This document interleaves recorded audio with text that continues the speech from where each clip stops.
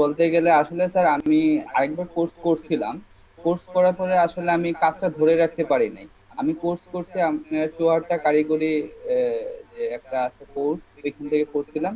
But কাজটা ধরে রাখতে পারি নাই, তো সেই জন্য স্যার আমি অনেকভাবে ট্রাই করছি। আরো এলইডিপি কোর্স, একটা ফ্রিল্যান্সিং কোর্স ছিল, ওইখানে ট্রাই করছি, বাট তারা ওইখানে যাদেরকে নিছে তারা ফ্রিল্যান্সিং অলরেডি করে তাদেরকে নিছে, তো আমরা স্যার ওইখানে ইয়া হইতে পারি নাই। ওকে। মানে ওকে ভাই, বুঝতে পারছি। আর আর আপনি গ্রাফিক্স ডিজাইনে বা কেন ভর্তি হইলেন? ভর্তি হয়েছি স্যার, আগে আমি করছি অলরেডি, হ্যাঁ, তো গ্রাফিক্স ডিজাইন সেটার কি প্রতি আপনার ভালো আমার। লাগে? জি স্যার, জি স্যার, আগে ওকে। করছি কিন্তু আমার আনফরচুনেটলি ধরে রাখতে পারি না, সেজন্য ইচ্ছা আসার অলরেডি আমার বোনও একজন গ্রাফিক ডিজাইনার, সে জব করে এবং সে ফ্রিল্যান্সিং করে।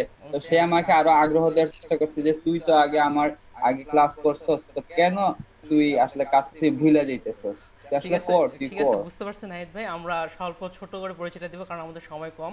তারপরে সবাই যদি হালকা করে দেই, আমরা 1 মিনিটের মধ্যে শেষ করার চেষ্টা করব। এরপরে আমাদের মাহবুব আচ্ছা। আলী ভাই বলতে বলতে পারেন। আসসালামু আলাইকুম, আমার নাম মাহবুব আল তাহমিদ। আমি ডিগ্রি থার্ড ইয়ারে রানিং আছি মদন মোহন কলেজে। আর গ্রাফিক ডিজাইন শেখার আমার অনেক আগ্রহ, অনেক প্রথম থেকেই, বাট আমি সুযোগ হয় নাই। অনেক জায়গায় চেষ্টা করছি, বাট আমি পারি নাই শিখতে। তাই এই গ্রুপে আসা। আর অনলাইনে যখন দেখলাম যে ওইটার সুবিধা ভালো, তাই ওইখানে অ্যাপ্লাই করছিলাম। ওকে, থ্যাংক ইউ সো মাচ। এরপর ম্যাডাম, আমাদের তাসলিমা ম্যাম, আপনি বলেন।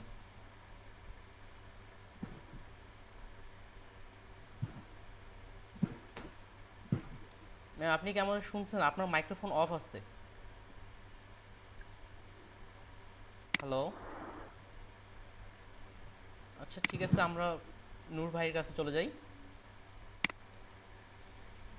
আসসালামু আলাইকুম স্যার। জি। আমি নূর মোহাম্মদ।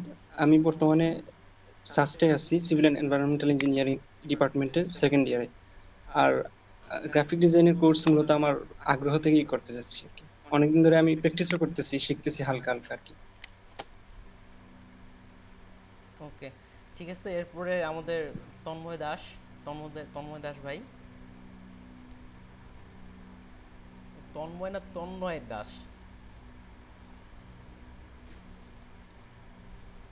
আপনি কি শুনতেছেন ভাই ক্লাসে?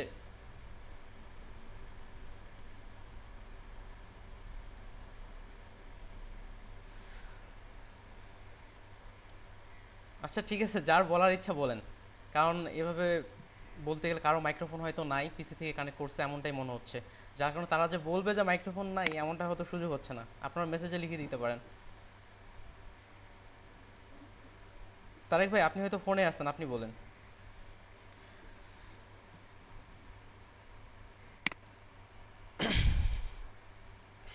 আসসালামু আলাইকুম স্যার।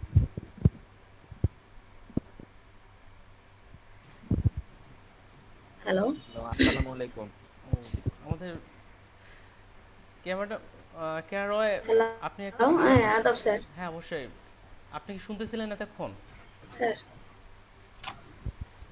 হ্যালো। হ্যাঁ, আমি শুনতেছি। আপনি কি আমার কথা এতক্ষণ ধরে শুনতেছিলেন? হ্যাঁ, শুনছি স্যার। ও, তাহলে আপনার উনি পরিচয়। মনে হয় তন্নি দাস নামটা। আচ্ছা আচ্ছা, ঠিক আছে, আপনি 1 মিনিটের মধ্যে আপনার পরিচয়টা বলে দেন। আমরা ক্লাস দ্রুতই আমরা শুরু করতে যাব, স্যার, কারণ আমি কেয়ানায় গত 2019 সালে মাস্টার্স কমপ্লিট করছি ইংলিশে এমসি কলেজ থেকে। ওকে। এখন জবের প্রিপারেশনে আছি। আর টুকটাক গ্রাফিক্স ডিজাইন শিখতেছি 5-6 মাস যাবত। আর ওইটাই, এখন এটাই করতেছি। এলইডিপিতে ঢুকছি আমি। আশা করি এখান থেকে কোনো অ্যাডভান্স কিছু শিখতে পারবো গ্রাফিক্সে। ওই আশায় আর কি জয়েন করা। ওকে, ওকে, ধন্যবাদ। Thank you. ঠিক আছে, তারেক ভাই। আসসালামু আলাইকুম। জি, আমি মোহাম্মদ তারেক, অনার্স সেকেন্ড ইয়ারে আপনার কথা সুনামগঞ্জ সরকারি খুবই কলেজ আস্তে শোনা থেকে যাচ্ছে। আসসালামু হ্যাঁ, আলাইকুম। অবশ্যই, হ্যাঁ। ওয়ালাইকুম আসসালাম। জি, আমি মোহাম্মদ তারেক। আর পড়াশোনা হচ্ছে যে সুনামগঞ্জ সরকারি কলেজ, অনার্স সেকেন্ড ইয়ারে ম্যাথমেটিক্সে পড়তেছি আমি। আর গ্রাফিক্স করার পিছনে যে শিক্ষার পিছনে একটাই কারণ, বর্তমান যে চাকরির বাজারের যে অবস্থা, আমার খুবই ইচ্ছা আর কি, ইচ্ছা নাই চাকরি করার এমনিতে। আর এই যে ফ্রিল্যান্সিং বিষয়টা আমার কাছে খুবই ইন্টারেস্টিং আর কি। ওকে। আমি চাই না যে চাকরির পিছনে না ঘুরে এমনিতে নিজের একটা কিছু করার ওকে, আর কি। একদিক থেকে খুবই ভালো ডিসিশন। ঠিক আছে, তারপরে আর স্যার রনি। রেদন ভাই, ঠিক আছে বলেন। আসসালামু আলাইকুম স্যার। জি। স্যার আমি রেজান আহমেদ, আমি এমসি কলেজে অনার্স ফার্স্ট ইয়ারে পড়ছি। স্যার আমার গ্রাফিক ডিজাইনে আসার মূল কারণ হলো আমার ফ্রেন্ডরা ওরা সবাই ফ্রিল্যান্সিং করে, আর আমারও ইচ্ছা এরকম ফ্রিল্যান্সিং করবো, কিছু আধটু জানা আছে, এজন্য এডিডিপিতে আসা। ওকে, ঠিক আছে, ধন্যবাদ। আর এদিকে কারো মাইক্রোফোন থাকলে বলতে পারেন, আমাদের নাম ধরে না বলে সরাসরি বলে ফেলেন। খালি তাই তার একটা কিছু।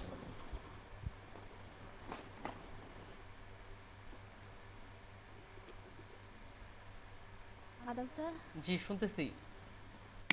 আপনি 1 মিনিটের মধ্যে আপনার, ওকে হ্যাঁ বলেন। আমি তন্নিদাস মাস্টার্সে পড়তেছি মদনমোহন কলেজে। আমি আগে সেবার কোর্স করছিলাম, ওইখান থেকে জানতে পারি এলডির ব্যাপারে। ওকে ওকে, ঠিক আছে।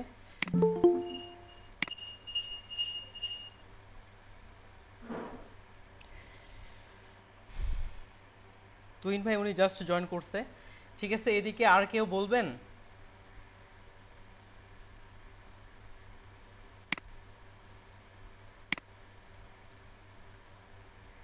তুহিন ভাই আপনি জাস্ট জয়েন করলেন, আপনাকে বলে দিই আমরা বর্তমানে যেহেতু আমরা কেউ কাউকে চিনি না, নিজেদের মধ্যে একটা হালকা পরিচয় হওয়া। আপনি আপনার মাইক্রোফোন অন করে আপনার নাম, তারপর আপনার 1 মিনিটের মধ্যে হালকা আপনার নিজের পরিচয়টা দিন।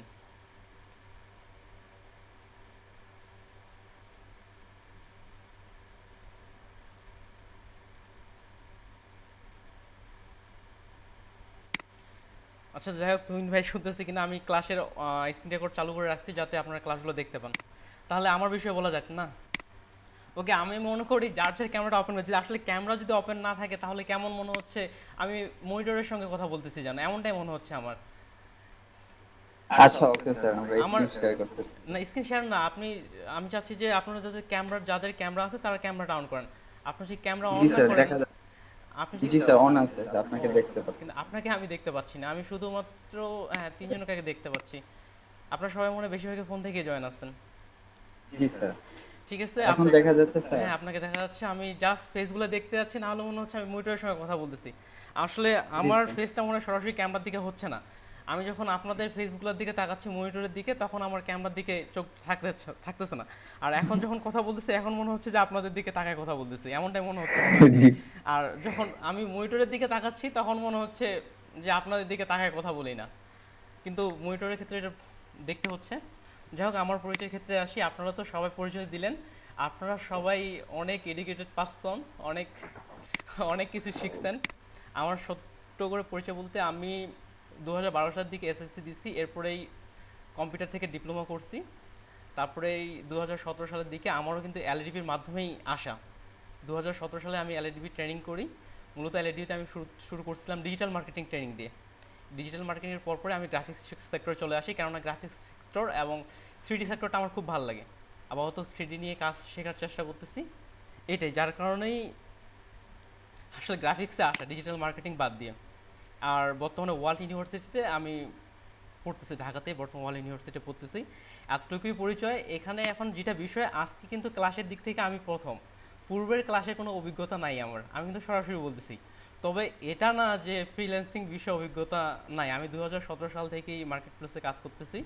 মোটামুটি আমার যতটুকু অভিজ্ঞতা হয়েছে আমি আপনাদের সঙ্গে শেয়ার করার চেষ্টা করব, যতটুকু পারি আমি আপনাদের সঙ্গে শেয়ার করার চেষ্টা করব।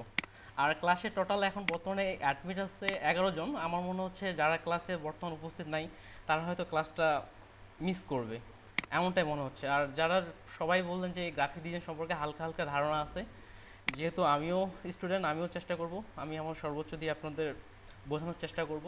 তারপর আমাকে সরাসরি স্যার বলার দরকার নেই, কেননা আমি আপনাদের সমবয়সী, আবার কারো বয়সের থেকে ছোট হতে পারি, যার কারণে সরাসরি স্যার না বলে আপনারা ভাই বলে ডাকতে পারেন। আসলে স্যার বললে সম্পর্কটা দূরের হয়ে যায়, আর যখনই ভাই বলবেন তখন কিন্তু সম্পর্কটা কাছের হয়ে যায়। আর যখন আপনারা স্যার বলবেন তখন কিন্তু কোনো একটা একই বয়সের মধ্যে কোনো একটা প্রশ্ন জিজ্ঞেস করতে আপনাদের মধ্যে একটা দ্বিধাবোধ চলে আসবে। আমি চাচ্ছি না আমাদের মধ্যে সেই দ্বিধাবোধটা চলে আসুক। আর আমার স্যার। আমার দিক জি থেকে ভাইয়া। ওইটাই এটাই আপনারা সরাসরি যেহেতু স্যার স্যার না বলে সরাসরি ভাইয়াই বলবেন। এক্ষেত্রে আমরা যে ফটোশপে বা সামনে যে কাজগুলো করতে যাব, যখন আপনারা সমস্যা ফেস করুন আমাকে কিন্তু সহজে জিজ্ঞেস করতে পারবেন, সম্পর্কটা যেন দূরের না হয়। আর আমার ভালো দিকগুলোর মধ্যে থেকে আমি যেটা মনে করি, আমি প্রচুর রাত জাগতে পারি, দীর্ঘ সময় কম্পিউটারের মধ্যে সামনে বসে থাকতে পারি। এটা আমার দিক থেকে আমি মনে করি ভালো, যদিও রাত জাগা ভালো না, কিন্তু ফ্রিল্যান্সিংয়ের কাজে রাত জাগতেই হয়। আর কম্পিউটার সামনে অনেক দীর্ঘ সময় বসে থাকতে পারি। আর যদি খারাপ দিকের কথা বলেন, আমার দিক থেকে আমার ব্যাড হ্যাবিট কোনটা, আমি একটু খুঁতখুঁতে টাইপের। খুঁতখুঁতে টাইপ বলতে আমি কি বুঝাইতে চাচ্ছি, যখন আমি একটা কাজ দেখাবো আপনাকে, কেননা ওই কাজটা নিয়ে আমি স্টাডি করছি, আপনারা যদি সেই কাজটা এখন ভালো করে না করেন, আর তাহলে তো কেমন বিষয়টা হয়ে যাচ্ছে। আমি বলতেছি না যে আপনাকে কাজটা খুব ভালো হইতে হবে, পারফেক্ট হইতে হবে, কিন্তু জাস্ট আপনারা প্র্যাকটিস করছেন, এটাই হলেই এনাফ। আপনি চেষ্টা করছেন, এটা হলেই কিন্তু এনাফ। আর বর্তমানে এখন চলতেছে 2020 ইউটিউবে এত রিসোর্স হয়েছে ফ্রিল্যান্সিংয়ের, যা কিন্তু 2017 সাল কিংবা 16 সাল থেকে কিন্তু ছিল না। এখন আমরা গ্রাফিক্স ডিজাইন সহ অন্যান্য যাবতীয় জিনিস কিন্তু আমরা ইউটিউব থেকে টিউটোরিয়াল দেখেই শিখতে পারি। আগে কিন্তু সব ইংরেজি টিউটোরিয়াল ছিল, তাও অতটা ছিল না। আর এখন মনে করেন যে বাংলার মধ্যেও কিন্তু অনেক টিউটোরিয়াল হয়ে গেছে, আমরা সেগুলো দেখেও কিন্তু শিখতে পারি। তাহলে কথা না বাড়াই কাজের মধ্যে চলে যাই। জি ভাইয়া। প্রথমে আসি ফ্রিল্যান্সিং নিয়ে আলোচনা। আসলে আমরা সবাই চাই যে একটা ভালো মানি বা ভালো ইনকাম জেনারেট করতে, আমরা সবাই চাই। এই ভালো ইনকাম সঙ্গে সবার জেনারেট করতে সবাই চাই।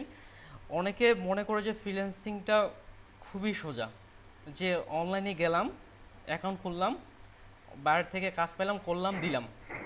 অনেকে কিন্তু এটাই মনে করে। আসলে প্রকৃতপক্ষে ফ্রিল্যান্সিংটা কিন্তু এতটা সোজাও না, আবার এতটা কিন্তু কঠিনও না। আপনাদের আমি ভয় খাওয়াচ্ছি না যে এটা খুবই কঠিন। এখন অনেকে আমরা যে লক্ষ্য করে দেখি, আমরা সেই 1 থেকে এতদিন পর্যন্ত পড়ালেখা করতেছি, তাও আমরা কেউ একটা ভালো মানি জেনারেট করতে পারি না। আর ফ্রিল্যান্সিংয়ে মাত্র 3 মাস সময় দিয়ে যে হাজার হাজার লাখ লাখ টাকা ইনকাম করবো, এমনটা কিন্তু না। প্রথমত আপনাকে কিন্তু প্রচুর সময় দিতে হবে। এমনও দিনের 15 ঘন্টায় কিন্তু পিসির সামনে, 15 ঘন্টা আমার এমন হয়েছে, দিনের 15 ঘন্টা আমি পিসির সামনে কাজ করতে থাকি, বিভিন্ন কাজ শিখতে থাকি, এমনটাই। তাহলে ক্লাস মডিউল অনুযায়ী আমরা ক্লাস শুরু করতে যাই। আসলে আমি জাস্ট প্রথম, আপনাদের ক্লাসটাই প্রথম, আরও কিছু ক্লাস আছে, হয়তো 2-1 দিন ক্লাস করলে আমারও একটা ক্লাস সম্পর্কে আইডিয়া চলে আসবে। আমি চেষ্টা করব স্পষ্টভাবে আপনাদের বোঝানোর। ওকে, তাহলে ক্লাস মডিউলটি কি আপনারা দেখছেন? এলএডিপির যে ওয়েবসাইট থেকে দেওয়া আছে ক্লাস মডিউলটা। ও সরি, আমি তো স্ক্রিন শেয়ার করিনি। ওকে, আমি আমার স্ক্রিন শেয়ার করতেছি।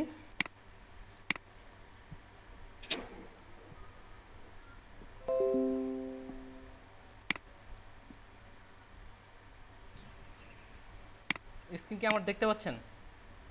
জি স্যার, দেখতে পাচ্ছি। আপনারা তো মনে হয় বেশিরভাগই কোথায় আছেন? ফোনেই আছেন। এত বড় স্ক্রিন ফোনে কি আপনারা দেখতে পাবেন?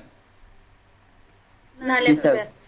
আর স্যার দেখা জি ভাই, যাচ্ছে। আপনাকে তো স্ক্রিন সবাই কি দেখতে পাচ্ছেন? আমাকে একটু কনফার্ম করেন, কারণ স্ক্রিন না দেখলে তো আপনার জি ক্লাস কিভাবে জি, বুঝবেন? দেখা যাচ্ছে। জি স্যার, দেখা যাচ্ছে। দেখা জি যাচ্ছে।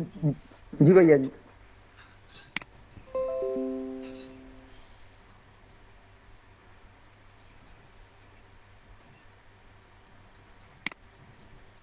একটু শুধু আমি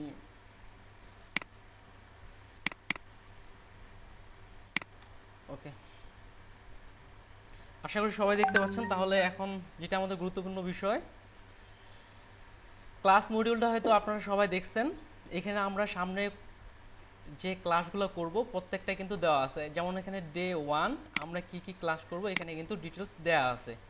তাছাড়া আরেকটু উপর দিক থেকে আসি, এখানে যেটা হচ্ছে আইসিটি ডিভিশনের লার্নিং আর্নিং ডেভেলপমেন্ট প্রজেক্ট, অর্থাৎ নামটাই এমন দিছে যে প্রথমে শিখো, তারপর হচ্ছে আর্নিং করো, এমনটাই।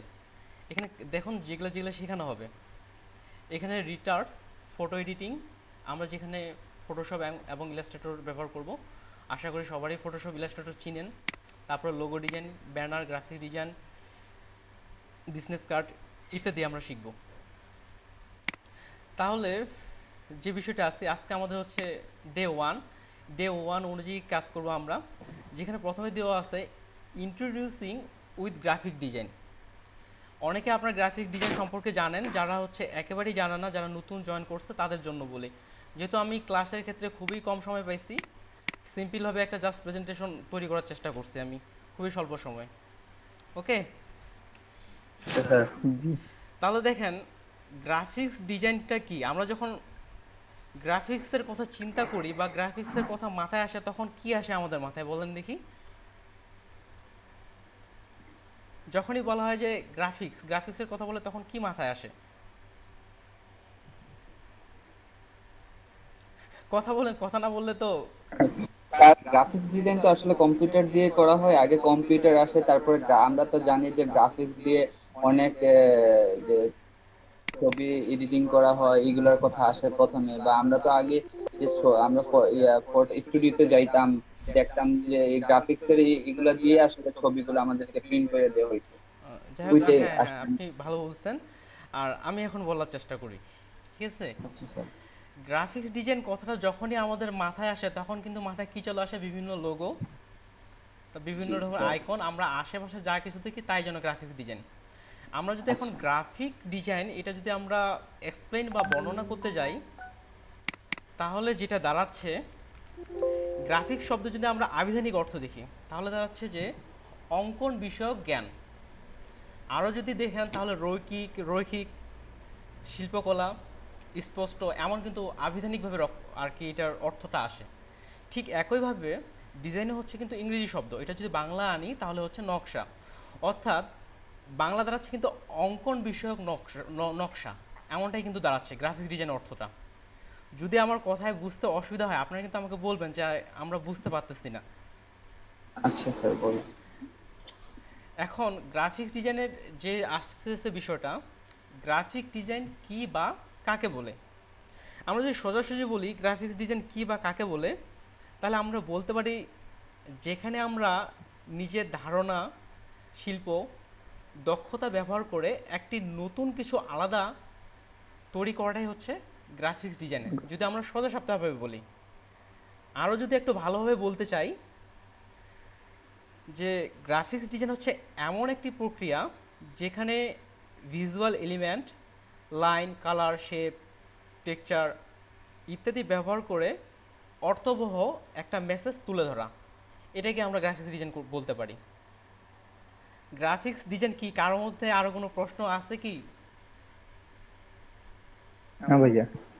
ঠিক আছে, তাহলে আমরা এখানে পরের সেক্টরে চলে যাই। এখানে হচ্ছে গ্রাফিক্স ডিজাইন কেন শিখবেন। এখন কথা হচ্ছে আমরা তো গ্রাফিক্স ডিজাইন শিখবো, গ্রাফিক্স ডিজাইন শিখে আমাদের লাভ কি? সবার মধ্যে কিন্তু এইটাই প্রশ্ন আসবে, আমরা গ্রাফিক্স ডিজাইন কেন শিখবো। আমরা সবাই খুঁজি যে আমাদের লাভ কথা, আমরা কেন এই কাজটা করবো। গ্রাফিক্স ডিজাইন কেন শিখবেন, আমি যদি আমার স্ক্রিনটা বাদ দিই, আচ্ছা এখানে দেখেন তো আমার যে ওয়ালপেপারটা রাখছি, এই যে এখানে অ্যাডোবি ফটোশপ, ইলাস্ট্রেটর, এখানে যে লেখাগুলো আসছে, এখানে কি কি গ্রাফিক্সে ব্যবহার করা হয়েছে?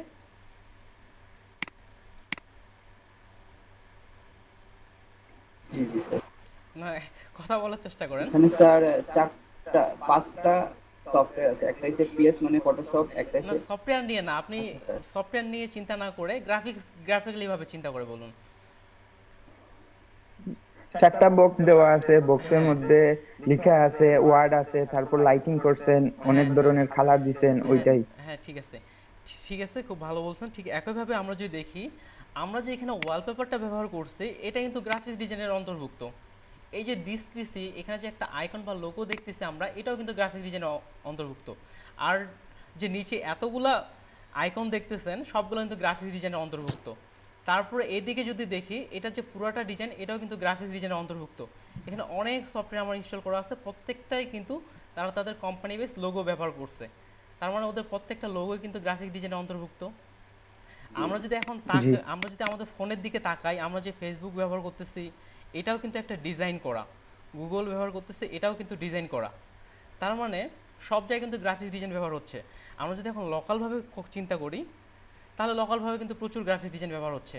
আপনি যদি একটা ভাতের হোটেলে যান, তাও কিন্তু উপরে লেখা আছে যে হ্যাঁ মায়ের দেওয়া ভাতের হোটেল, ওখানে কিন্তু একটা গ্রাফিক ডিজাইনভাবেই দেওয়া আছে। তার মানে গ্রাফিক্স ডিজাইন ব্যবহার নাই বলতে প্রচুর, যেখানেই যাই না কেন আমাদের কিন্তু গ্রাফিক্স ডিজাইনের ব্যবহার সব সময় আছে। এই জন্য যদি দেখেন আমাদের কিন্তু গ্রাফিক্স ডিজাইনের সেই হিসাবে কিন্তু প্রচুর একটা চাহিদা।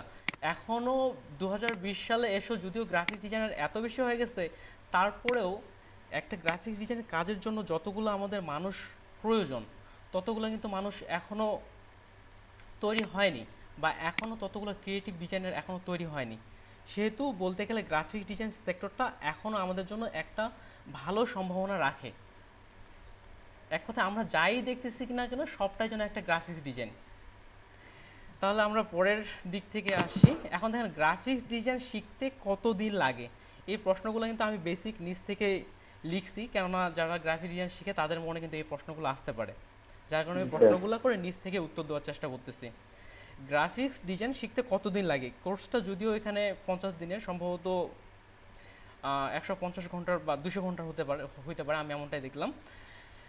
গ্রাফিক্স ডিজাইন আসলে যদি দেখতে চান, বড় বড় ডিজাইনাররা তারা অনেক সময় দিচ্ছে কিন্তু গ্রাফিক্স ডিজাইনের জন্য। গ্রাফিক্স ডিজাইনের জন্য দেখবেন 3 বছরের বা 4 বছরেরও ডিপ্লোমা কোর্স আছে, এছাড়াও 6 মাস 8 মাসেরও কিন্তু কোর্স আছে। কিন্তু আমরা যে এখানে 200 ঘন্টা একটা গ্রাফিক্স ডিজাইন করব, গ্রাফিক্স ডিজাইনের যে একেবারে ফুলফিল শিখে যাব এমনটা কিন্তু না।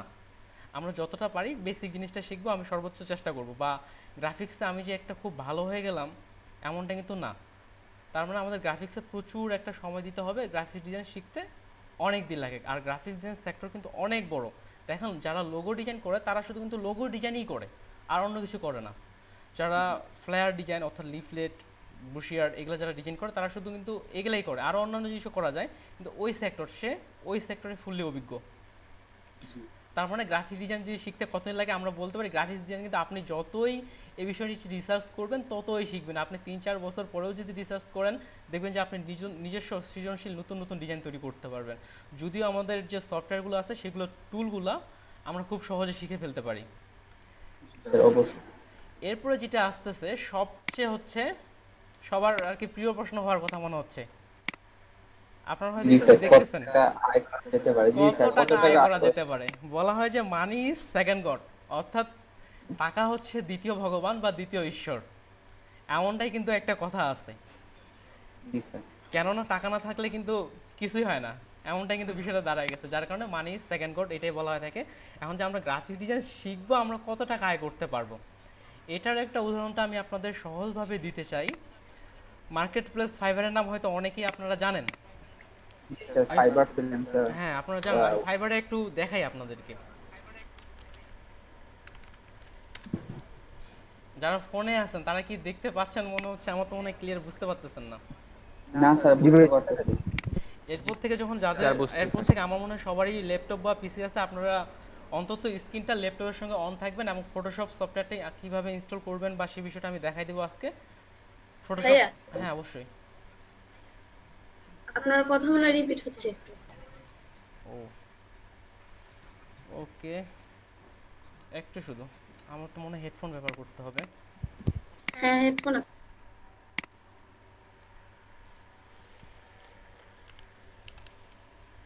এখন কি রিপিট হচ্ছে? না ভাইয়া ঠিক আছে। এখন সম্ভবত আরেকটা ডিভাইস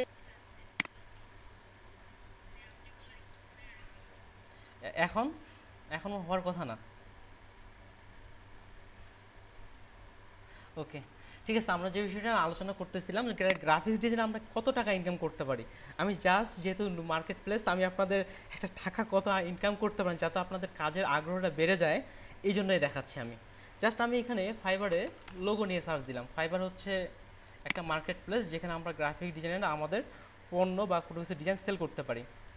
দেখুন তো এখানে শুরুতে আছে $45, $25, $55, $105। আমি বেশি ওপেন করব না, আমি এটাই ওপেন করি। এটা হচ্ছে $95। দেখুন ইনি কাজটা করবে কত দিনে? 3 দিনে। আমরা যদি $95কে এখন বাংলা টাকায় কনভার্ট করতে যাই,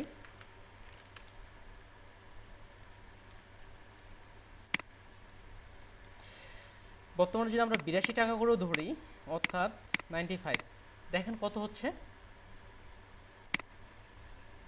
অর্থাৎ উনি একটা যদি লোগো ডিজাইন করে তাহলে ওনার 3 দিনে কত ইনকাম করতেছে উনি, আর ওনার অর্ডারে আছে বর্তমান 47টা। তার মানে আমরা যদি ক্যালকুলেটর হিসাব করি 47 × 95, এটা হচ্ছে বেসিক ইন্টু 82। তাহলে দেখছেন ওনার বর্তমানে শুধু 3.5 লাখ টাকার উপরেই শুধু অর্ডার আছে। অর্থাৎ উনি যদি এখন 3 বা 4 দিন ধরে কাজ করে তাহলে ওনার কত টাকা ইনকাম হচ্ছে। যদিও আপনাদের হয়তো এটা দেখানো আমার এখন উচিত হয়নি, তারপর আমি দেখাইলাম যাতে আপনার কাজের প্রতি আগ্রহটা বেড়ে যায়। তার মানে হয়তো বুঝতে পারতেছেন গ্রাফিক্স ডিজাইন থেকে কত টাকা আয় করা যেতে পারে।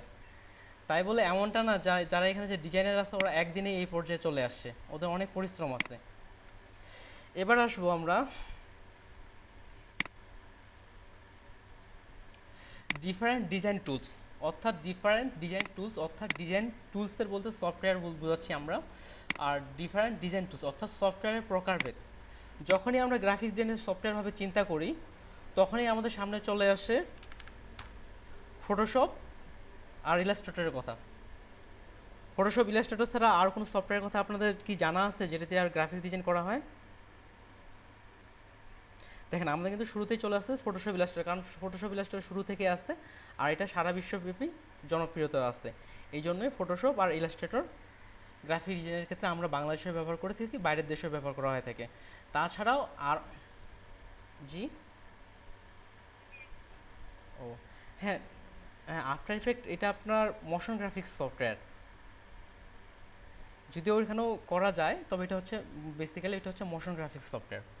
ঠিক আছে, আমি তাহলে আরও কিছু সফটওয়্যার কথা বলি যেগুলোতে আমরা গ্রাফিক ডিজাইন করতে পারবো। যদিও আমরা ওই সব সফটওয়্যারে কাজ শিখবো না, আমরা ফটোশপ এবং ইলাস্ট্রেটরের কাজ শিখবো। আরও যেমন সফটওয়্যার হচ্ছে স্কেচ, এটাও বর্তমান জনপ্রিয়তা পাইছে এই সফটওয়্যারটা, এটা দিয়েও আমরা গ্রাফিক ডিজাইন করতে পারি। তারপর হচ্ছে অ্যাফিনিটি ডিজাইন, এই সফটওয়্যার দিয়েও আমরা গ্রাফিক ডিজাইন করতে পারি।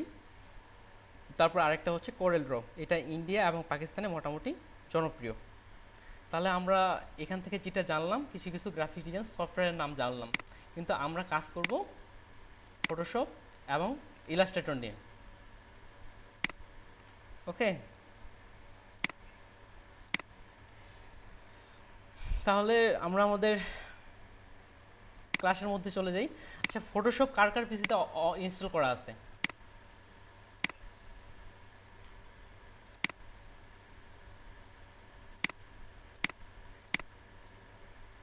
ওকে, এখন কার কার ফটোশপ ইনস্টল করা নাই তারা একটু কথা বলেন। ওকে, আপনি কি ইনস্টল করা জানেন ফটোশপ কিভাবে ইনস্টল করতে হয়? ঠিক আছে, আর এইদিকে যাদের মাইক্রোফোন অফ আছে তারাও কিছু কথা বলেন যে আপনাদের ফটোশপ আছে কিনা। আমরা চাচ্ছি যে 50 দিন পরে একটা ইনকাম জেনারেট করব, কিন্তু আমরা যদি ক্লাসের মধ্যে ফোকাস না করি তাহলে কি আমরা একটা ইনকাম জেনারেট করতে পারবো? দেখেন আমি কিন্তু শুরুতেই বলছি আমরা 1 থেকে 10 বছর, তারপর আমাদের ইন্টারমিডিয়েট অনার্স লেভেলটা করছি, এতদিন সময় দিয়েছি, তারপরে কিন্তু আমরা একটা ভালো ইনকাম জেনারেট করতে পারি না। আর এখন যদি আমরা 50 দিনে একটা ভালো ইনকাম জেনারেট করতে চাই তাহলে কিন্তু কাজটা এতটা সহজ না। সেহেতু আপনারা যদি কথা না যারা কথা বলতেছে না তাদের ক্ষেত্রে বলছি, আপনারা যদি আজকে সফটওয়্যারটা ইনস্টল করতে না পারেন, আগামীকাল তো তখন আমি কি ক্লাস রিপিট করব যে সফটওয়্যার কীভাবে ইনস্টল করতে হয়, এটা করতে হয়, তাহলে আমরা সামনে কীভাবে আগাবো? সফটওয়্যার কিন্তু বিশাল, দেখেন এখানে সফটওয়্যার কিন্তু অনেক বড়, অনেক কাজ, কিন্তু এদিক থেকে আর টাইম কিন্তু অনেক কম, সেহেতু আমাদের দ্রুত আগাইতে হবে। আমরা সেহেতু বেশি কিন্তু রিপিট করতে পারবো না। আর দেখেন আমি স্ক্রিন রেকর্ড করতেছি, আপনাদের যখন সমস্যা হবে আপনারা ভিডিওটা প্লে করে দেখতে পারবেন। ওকে, যারা এখনও সফটওয়্যার ইনস্টল করেনি, আমি ধরে নিলাম কারো সফটওয়্যার ইনস্টল করা নাই, আপনারা কিভাবে সফটওয়্যার, ঠিক আছে, আমি আমাদের হোয়াটসঅ্যাপ গ্রুপের মধ্যে আমরা কিভাবে সফটওয়্যারটা ইনস্টল করব সেটার একটা ভিডিও এবং সফটওয়্যারটার ডাউনলোড লিঙ্ক আমি দিয়ে দিব। ওকে, আপনারা ভিডিওটা দেখে দেখে সফটওয়্যারটা ইনস্টল করে নেবেন। এটা একটা গেল। এখন আমরা ফটোশপের ভার্সন আসি।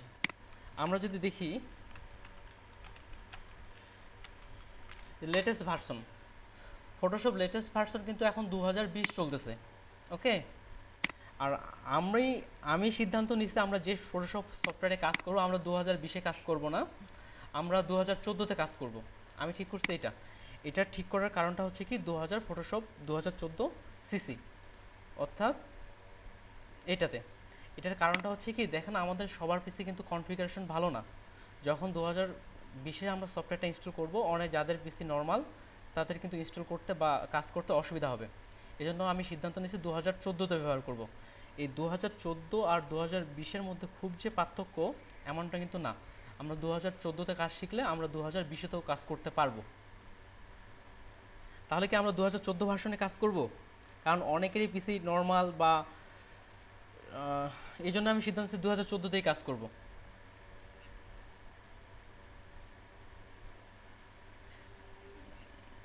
হ্যাঁ, ওকে, ঠিক আছে। হ্যাঁ, আপনার জন্য ঠিক আছে, কিন্তু এই যে যারা নতুন একেবারেই, আপনি তো মোটামুটি জানেন, যারা একেবারে নতুন তাদের কিন্তু সফটওয়্যার ইনস্টল করতে, আমার হচ্ছে সফটওয়্যার ইনস্টল করতে অনেকের ঝামেলা হইতে পারে, অনেকে কিন্তু সফটওয়্যারটা ক্র্যাক করতে পারবে না যারা নতুন। এই জন্য হ্যাঁ হ্যাঁ হ্যাঁ হ্যাঁ, এই যে আপনি জানেন কিন্তু তাদের জন্য আমাকে বলতে হবে আর কি। ঠিক আছে।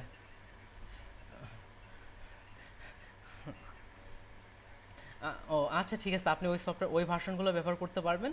যাদের পিসির কনফিগারেশন কম তাদের এই সফটওয়্যারটা চলবে। আমি ক্লাস শেষে আপনাদের গ্রুপের মধ্যে আমি লিঙ্ক দিয়ে দিব 2014 ভার্সন এবং কীভাবে ইনস্টল করবেন ওইটারও একটা স্ক্রিন রেকর্ড ভিডিও দিয়ে দিব। ওকে, আর পরবর্তী দিন থেকে যখন ক্লাস শুরু হবে আপনারা অবশ্যই পিসিতে থাকবেন। আমি কিন্তু শুরুতে বলছি আমি কিসের দিক থেকে খুঁতখুঁতে টাইপের, আমি যেগুলো কাজ বলবো সেগুলো কাজ আপনি করতে না পারেন অন্তত যে হ্যাঁ চেষ্টা করছি, হ্যাঁ ভাইয়া আমি চেষ্টা করছি। আর আপনাকে ক্লাস ছাড়াও আপনাকে বাসায় কমপক্ষে 8 ঘন্টা এই সময় ডিজাইনের পিছনে সময় দিতে হবে। আপনি যদি সময় না দেন তাহলে কিন্তু আর্ন জেনারেট করা অনেক কঠিন হয়ে যাবে। ওকে, তাহলে আমরা দেখেন আপনারা যে সফটওয়্যারটা দেখেন, যারা ফোনে আছেন তারা হয়তো মনে হয় বুঝতে পারবেন কি না আমার সন্দেহ হচ্ছে। দেখেন, আমরা যখনই সফটওয়্যারটা ইনস্টল করব, ইনস্টলের ভিডিও আমি আপনাদের দিয়ে দিব। যখনই সফটওয়্যারটা ইনস্টল করব তখন আমাদের এইভাবে ফটোশপ এখানে হয়তো আসবে না, কিন্তু উপরের দিকে এই যে এখানে যেভাবে আসছে Adobe after effect, Adobe CS, এভাবে আমাদের এখানে ফটোশপ সফটওয়্যারটা চলে আসবে। আবার যদি শর্টকাট করি তাহলে উপরের দিকেও এখানে আমাদের ফটোশপ লেখাটা চলে আসবে। আমরা এই সফটওয়্যারের মাধ্যমে এখানে একটা ক্লিক দিই তাহলে কিন্তু সফটওয়্যার ওপেন হয়ে যাচ্ছে। আমি এখানে 2014 সালে ফটোশপ সিসি ভার্সন ব্যবহার করতেছি।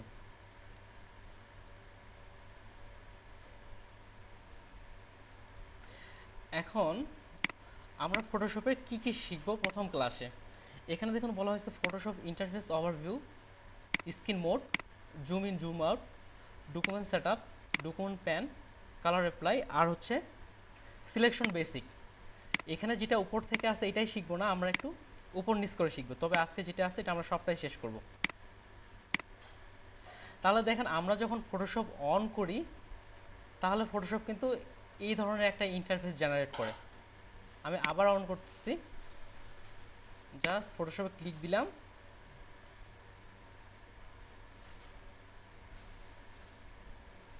তাহলে ফটোশপ এমন ইন্টারফেস জেনারেট করে। আমরা যেটা উপরে এটা দেখতেছি পুরোটাই হচ্ছে ফটোশপের ইন্টারফেস, এটাকে বলা হচ্ছে ইন্টারফেস।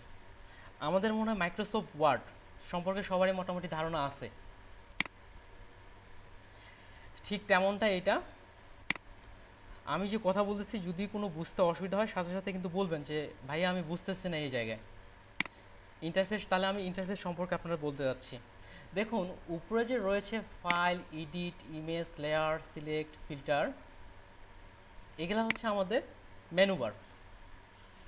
আর এটার ভিতর দেখেন ফাইলের ভিতরে নেম, ওপেন, আরও কিন্তু ঠিক একইভাবে প্রত্যেকটার ভিতরে আরও অনেকগুলো অপশন আছে। এটা হচ্ছে সাব মেনু। তাহলে উপরেটা হচ্ছে মেনু বার, নিচেরটা হচ্ছে একটা হচ্ছে সাব মেনু। তারপরে যেটা আসতেছে এটা হচ্ছে আপনার অপশন বার। আপনারা কিন্তু খাতা কলম নিয়ে বসতে পারেন, এখান থেকে আমি যেটা বলতেছি যদিও স্ক্রিন রেকর্ড হচ্ছে আপনারা সাথে সাথে লিখে নিতে পারেন। এখন যে ক্লাসের মধ্যে যদি আপনারা সিরিয়াস না হন তাহলে কিন্তু একটা নির্দিষ্ট সময় এসে আপনারা কিন্তু বুঝতে পারবেন না। আর হ্যাঁ, যারা যারা লিখতেছেন না তারা লিখতে পারেন, কারণ বা 2-3 ক্লাস পর আপনি যদি আমাকে পূর্বের ক্লাসের মধ্যে রিপিট করতে পারেন তাহলে কিন্তু আমরা সিলেবাস কভার করতে পারবো না। তাহলে দেখুন উপরেটা হচ্ছে মেনু বার, আর এখানে যেগুলো আছে প্রত্যেকটা একটা হচ্ছে আমাদের সাব মেনু। আর মেনু বারের নিচে আমরা যেটা দেখতেছি এটা হচ্ছে আমাদের অপশন বার। ওকে, অপশন বার তখনই আসবে। আর এ পাশে যেটা হচ্ছে এটা হচ্ছে আমাদের টুল বার। দেখুন আমি মুভ, এটা হচ্ছে এই টুলের নাম হচ্ছে মুভ টুল, বা একটা হচ্ছে টুল বারে, এগুলো হচ্ছে একটা টুল। আমি যখন একটা টুলে ক্লিক করছি তখন দেখেন উপরের অপশনগুলো কিন্তু চেঞ্জ হয়ে যাচ্ছে। পিসি তো মনে হয় একটু স্লো করতেছে, আমি আবার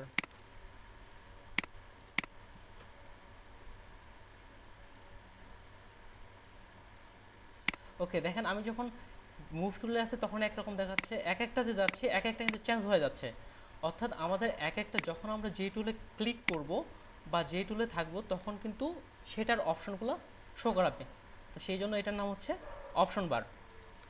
আর যদি লক্ষ্য করে দেখি এই পাশে দেখেন এটার নাম হচ্ছে ফ্লোটিং প্যানেল। এই যে আমরা দেখতেছি ফ্লোটিং প্যানেল।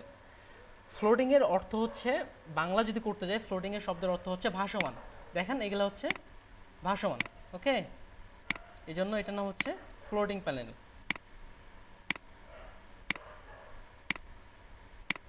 এখন এটুক বুঝতে কারো অসুবিধা হয়েছে? কেউ বা বুঝেননি? সবাই যদি উত্তর না দেন, যারা কথা বলতেছেন আমি তাদের ক্ষেত্রে আমি কি বুঝে নিব? তারা কি বুঝেনি এমনটাই বুঝবো?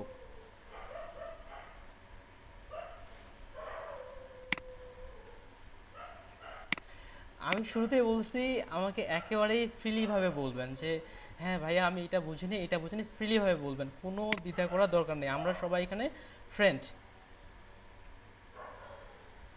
তার মানে হচ্ছে এটা হচ্ছে আমাদের ফ্লোটিং প্যানেল, অর্থাৎ ফ্লোটিং শব্দের বাংলা অর্থ হচ্ছে ভাসমান, অর্থাৎ এটা হচ্ছে আমাদের ভাসমান প্যানেল।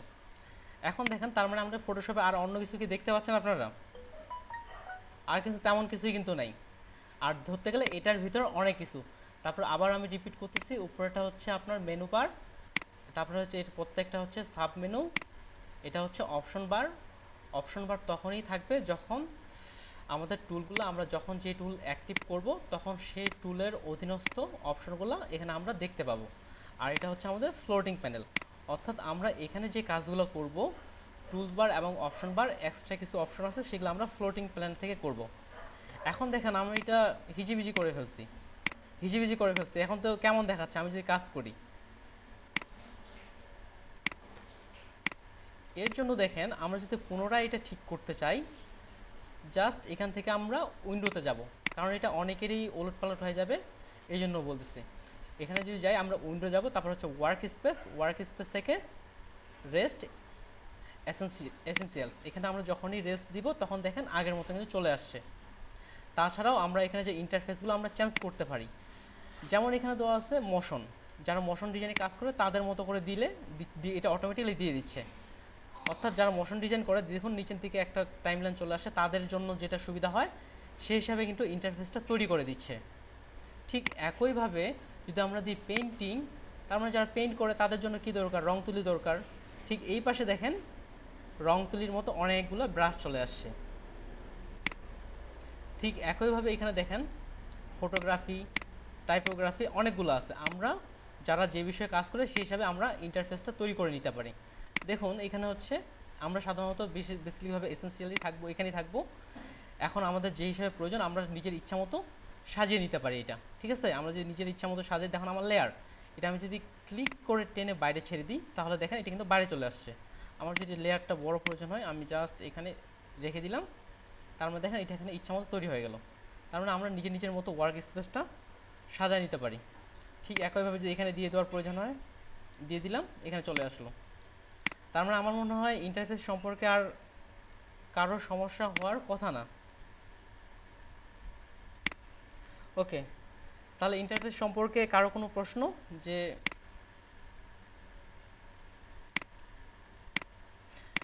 আপনারা না বুঝলে সরাসরি প্রশ্ন, আমার মনে হচ্ছে আপনাদের বুঝাইতে পারতেছি না, মাঝে সাঝে এমন মনে হচ্ছে আমার, কেন জানি।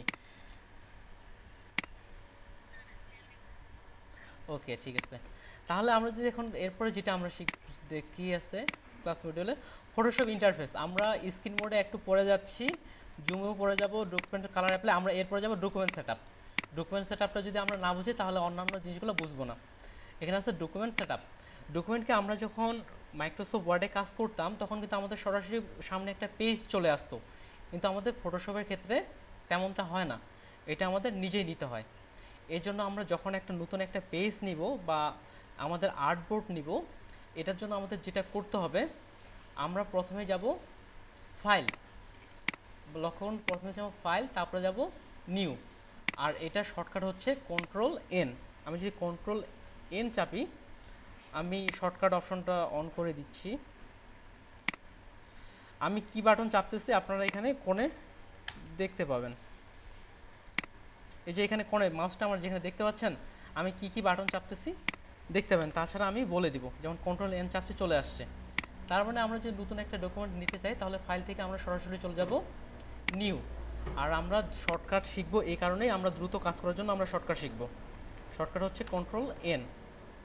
তাহলে দেখেন আমরা যখনই একটা নতুন ডকুমেন্ট নিতে চাচ্ছি, আমাদের একটা পপ আপ মেনু চলে আসতেছে। যখনই একটা নতুন ডকুমেন্ট নেব, আমাদের একটা পপ আপ মেনু চলে আসতেছে। এখানে দেখুন লিখা আছে, প্রথমে যেটা দেওয়া আছে নেম। আমরা নেম ইচ্ছা মতো দিতে পারি। আমরা আমাদের কাজের সুবিধার্থে আমরা যে কাজটা করতেছি, আমরা প্রজেক্ট বেস সেই নামটা দিতে পারি। আপনি চাইলে আপনার নিজের নাম বা ইচ্ছা মতো নাম দিতে পারবেন, কিন্তু আমরা এখানে এই কাজটা করব, আমরা যেই কাজটা করতেছি সেই নামটা দিব। তাহলে আমাদের কী সুবিধা হবে, পরবর্তীতে সেই ফাইলটা খুঁজে পাইতে সুবিধা হবে। প্রথমে আমরা নেম দিয়ে দেবো, আমি এখানে LEDP নাম দিলাম, যেহেতু LEDP প্রজেক্ট সেহেতু আমি নাম দিলাম LEDP। তারপরে দেখুন এখানে তো আছে প্রিসেট, এখানে কিছু কাস্টম প্রিসেট দেওয়া আছে। প্রিসেটটা হচ্ছে কি, বাংলায় যদি বলি পূর্বে থেকে সেট করা যেটা আছে সেটাই হচ্ছে প্রিসেট। এখন দেখেন এখানে প্রিসেটে দেওয়া আছে USA paper, international paper, photo, web, mobile device, এগুলোই। এখন যদি USA পেপার সাধারণত ইউনাইটেড স্টেটে যে পেপারগুলো ব্যবহার করা হয়, এটা USA পেপার। যখনই আমি ইউনাইটেড স্টেট সিলেক্ট করলাম, তখনই দেখুন এখানে আবার কিন্তু এটা সাবভাবে আরও কিছু চলে আসছে, লেটার, লিগাল, এভাবে সাবভাবে চলে আসছে। ঠিক একইভাবে যে ইন্টারন্যাশনাল পেপার ব্যবহার করি, তাহলে দেখেন A4, A6, A5 এটা কিন্তু চলে আসছে। তার মানে আমরা যে সাধারণত কিন্তু যেগুলো আমরা প্রিন্ট করি, বাংলাদেশের সবচেয়ে কিন্তু বেশি A4 সাইজটা চলে। তার মানে এখানে আমরা নাম নিলাম, এখান থেকে পূর্বে থেকে আমরা যেগুলো আমাদের পেপার সাইজ ব্যবহার হয়, আমরা সেগুলো সিলেক্ট করে বা সেট করে নিতে পারি। আর এখানে সাইজ। এরপরে যেটা আসতেছে ওয়াইড এবং হাইট। ওয়াইড কোনটা, আমরা যে মনিটরে দেখেন, আমার মাউস বারটা লক্ষ্য করে দেখেন, এই যে উপরে এ পাশ থেকে এ পাশে এটা হচ্ছে আমাদের ওয়াইড, আর এ পাশ থেকে উপর থেকে নিচ পর্যন্ত এটা হচ্ছে হাইট। ঠিক আছে, এটা হচ্ছে ওয়াইড, এটা হচ্ছে হাইট। আর আমরা যে বাস্তব জীবনে দেখি, প্রত্যেকটা জিনিসেরই কিন্তু কোনো না কোনো মাপ আছে। ঠিক এখানেও আমরা ডিজাইনের ক্ষেত্রে মাপ ব্যবহার করব। যে মাপগুলো আছে এখানে টোটাল 7টা মাপ আছে। দেখেন এখানে আছে pixel, inch, centimetre, millimetre, points, picas, columns, অনেকগুলো কিন্তু আমাদের পয়েন্ট আছে। এখানে টোটাল 7টা পয়েন্ট আছে। এই পয়েন্টগুলো আমরা আমাদের ডিজাইনের ক্ষেত্রে ব্যবহার করব। সাধারণত সবচেয়ে বেশি ব্যবহার হয় পিক্সেল, ইঞ্চি এবং সেন্টিমিটার, এই তিনটা সবচেয়ে বেশি ব্যবহার হয়। আমরা যখন ওয়েবের জন্য কাজ করব, ওয়েব বলতে আমি বোঝাচ্ছি যেই ইমেজ বা ডিজাইনগুলো ইন্টারনেটে আপলোড হবে, যেগুলো ওয়েবের জন্য কাজ করব সেটা পিক্সেল বেস কাজ হয়ে থাকে, তখন আমরা পিক্সেল বেজে কাজ করা হয়ে থাকে সাধারণত। আর যেগুলো ডিজাইন আমরা প্রিন্ট করি, অর্থাৎ যে ডিজাইনগুলো প্রিন্ট করা হয়ে থাকে সেগুলো আপনার ইঞ্চিতে সাধারণত করা হয়ে থাকে। আসলে এটা তেমন ফ্যাক্ট না, আমরা যে কোনো সময় এটা চেঞ্জ করতে পারি। ঠিক আছে, এবার আমরা হাইট এবং ওয়াইডের ক্ষেত্রে আসি। ওয়াইড শুরুতে বলছে এটা হচ্ছে আমাদের, এই যে মাউসটা লক্ষ্য করুন, এটা হচ্ছে অর্থাৎ যেটাকে বলা হরিজন্টাল। হরিজন্টালটা হচ্ছে আমাদের ওয়াইড আর হাইট। ওয়াইড আমি এখানে সিলেক্ট করলাম 1920x1080, এটা আমি পিক্সেলে করলাম। দেখেন এটা কিন্তু অটোমেটিক্যালি চেঞ্জ হয়ে যাচ্ছে। অর্থাৎ যেটা আমাদের সেন্টিমিটারে সম্ভবত কোথায় ছিল, মিলিমিটারে ছিল, হ্যাঁ, ওয়াইড আর হাইটটা দেখেন, আমরা আমাদের ডিজাইন অনুযায়ী আমরা এখানে ওয়াইড এবং হাইট নিয়ে নিব। আমি জাস্ট আপনাদের দেখানোর জন্য এখানে একটা ওয়াইড এবং হাইট নিলাম। ঠিক আছে, এখন যদি আমরা পিক্সেলই দিই, পিক্সেল, এখন কথা হচ্ছে পিক্সেল কোনটা। আমরা যখন মনিটর বা টিভিতে খুব কাছ থেকে দেখি বা মোবাইলেই দেখি, ছোট ছোট ছোট বিন্দু বিন্দু কিন্তু দেখতে পাই। লক্ষ্য করছেন আপনারা কেউ কখনো? আমরা মোবাইলে যখন, হ্যাঁ বলেন,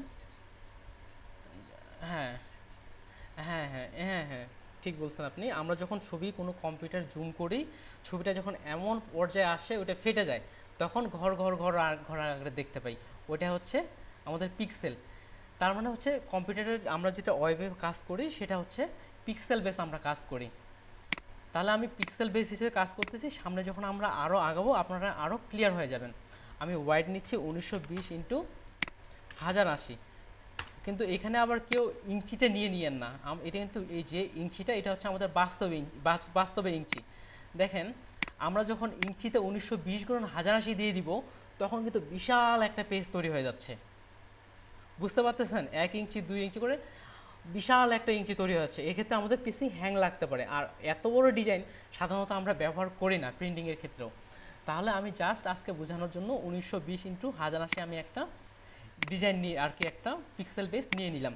এক্ষেত্রে আমাদের ডিজাইনের ক্ষেত্রে যারা বায়ার তারা আমাদের ডিজাইন হাইট ওয়াইট তারা আমাদেরকে বলে দিবে, প্রিন্টিংয়ের ক্ষেত্রেও বলে দিবে। তাছাড়া কিছু বিজনেস কার্ড ফ্লেয়ার এগুলোর কিছু নির্দিষ্ট মাপ আছে, আমরা এগুলো সরাসরি ব্যবহার করব। সামনে যখন আমরা ক্লাসে আসবো তখন এটা ডিটেলস আলোচনা করব। এবার আসি রেজলিউশন। রেজলিউশন বিষয়টা হচ্ছে এখানে আমাদের ছবির মান। যখন আমরা ওয়েব বেস কাজ করব, ওয়েব বেস কাজ বলতে আমরা কোনটা বোঝাচ্ছি, যে ছবিগুলো ইন্টারনেটে ব্যবহার হয়। এটা হতে পারে আমাদের ফেসবুক কভার ডিজাইন, কোনো অ্যাডস ডিজাইন যেটা ইন্টারনেটে আপলোড হয়, সেটা হচ্ছে ওয়েব বেস কাজ। বা আমরা মোবাইলের জন্য ওয়ালপেপার যেটা আমাদের ফোন বা অর্থাৎ ইলেকট্রনিক্স ডিভাইসগুলোতে থাকে সেটা হচ্ছে ওয়েব বেস। সেক্ষেত্রে আমরা রেজলিউশন নিব 72। এগুলো নোট করতে পারেন আপনারা। যখন আমরা ইলেকট্রনিক ডিভাইসের ক্ষেত্রে অর্থাৎ ওয়েবের ক্ষেত্রে নিব তখন নিব 72। আর যখন আমরা প্রিন্ট মিডিয়া অর্থাৎ আমরা যেই জিনিসগুলো প্রিন্ট করি, হতে পারে সেটা বিজনেস কার্ড অর্থাৎ ভিজিটিং কার্ড, হতে পারে সেটা লিফলেট, বা এক কথায় আমরা যেটা প্রিন্ট করি সেই ডিজাইনের ক্ষেত্রে আমরা নিব 300। ওকে, তাহলে আমরা ওয়েবের ক্ষেত্রে কত নিব?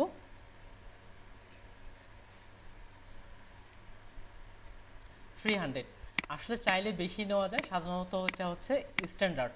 অর্থাৎ প্রিন্টিংয়ের ক্ষেত্রে আমরা যদি 300 কম দেই, যখন আমরা এটা প্রিন্ট করতে যাব তখন কিন্তু ছবিটা ভালো আসবে না, কিন্তু ফেটে যেতে পারে।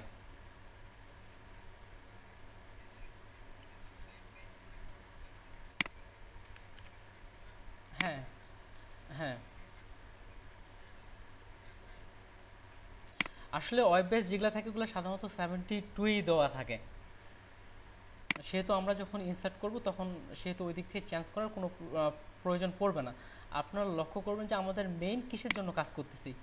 আমি যদি এটা ধরেন আমি এটা প্রিন্টের জন্য কাজ করতেছি তাহলে আমরা সরাসরি এখানে 300 দিব, আর যদি আমরা ওয়েবের জন্য কাজ করি তাহলে সরাসরি 72 দিব। এবার আসবো কালার মোড। কালার মোড কিন্তু খুবই গুরুত্বপূর্ণ।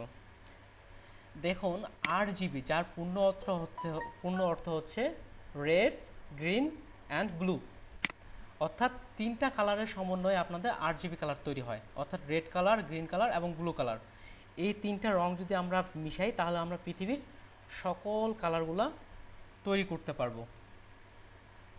তার মানে RGBটা আমরা কখন ব্যবহার করব? যখন ঠিক একইভাবে যখন আমরা ওয়েবের ক্ষেত্রে ব্যবহার করব তখন ব্যবহার করব আমরা RGB, আর যখন আমরা প্রিন্ট ডিজাইনের ক্ষেত্রে ব্যবহার করব তখন ব্যবহার করব CMYK। CMYK পূর্ণরূপ হচ্ছে সায়ান, ম্যাজেন্টা, ইয়েলো, ব্ল্যাক। আমি আপনাদের একটু গুগলে সার্চ করে দেখাই CMYK। দেখেন তাহলে CMYK যদি আমরা পূর্ণ অর্থ দেখি তাহলে কোথায় লিখছে, এই যে এখানে দেখেন সায়ান, ম্যাজেন্টা, ইয়েলো, ব্ল্যাক। অর্থাৎ ইয়েলো, এখানে দেখেন ইয়েলোর পরে কালোটাকে বলা হচ্ছে ব্ল্যাক। আসলে এখানে বলা হয় ব্ল্যাক, এখানে দেখেন কেতে কিন্তু এখানে হচ্ছে ব্ল্যাক, এখানে কেতে বলা হয় যে কি ব্ল্যাক। অর্থাৎ এখানে দেখেন 4টা colour cyan, magenta, yellow, black. আপনারা হয়তো দেখবেন যখন প্রিন্ট করা হয় তখন কিন্তু 4টা কালার থাকে। কালারের যে শিশিগুলো বা বোতলগুলো দেখবেন ওখানে কিন্তু 4টা কালার থাকে, সেটা হচ্ছে একটা সায়ান, ম্যাজেন্টা, ইয়েলো, ব্ল্যাক। তার মানে আমরা যখন ওয়েবের ক্ষেত্রে কাজ করব তখন কালার থাকবে RGB, যখন CMYK কালার মোড দিব কখন? যখন আমরা প্রিন্টিংয়ের ক্ষেত্রে কাজ করব। আমি কিন্তু একেবারে ডিটেলস বলার চেষ্টা করতেছি, একটু সময় নিচ্ছি যাতে আপনারা একেবারেই ক্লিয়ার হয়ে যান, হয়তো আরও দ্রুত এটা শেষ করে দিতে পারতাম। ঠিক আছে, আর এটা হচ্ছে আমাদের ব্যাকগ্রাউন্ড, অর্থাৎ আমরা যেই পেপারে কাজ করবো সেটার কালার কি হবে সেটা আমরা হোয়াইটই রাখলাম। এছাড়াও এখানে আরও অন্যান্য কালার মোডগুলো আছে, তবে আমরা যত ডিজাইন করব সবগুলোতে এই 2টা কালারই ব্যবহার করব, তাই এই 2টা কালারই আপাতত জানি।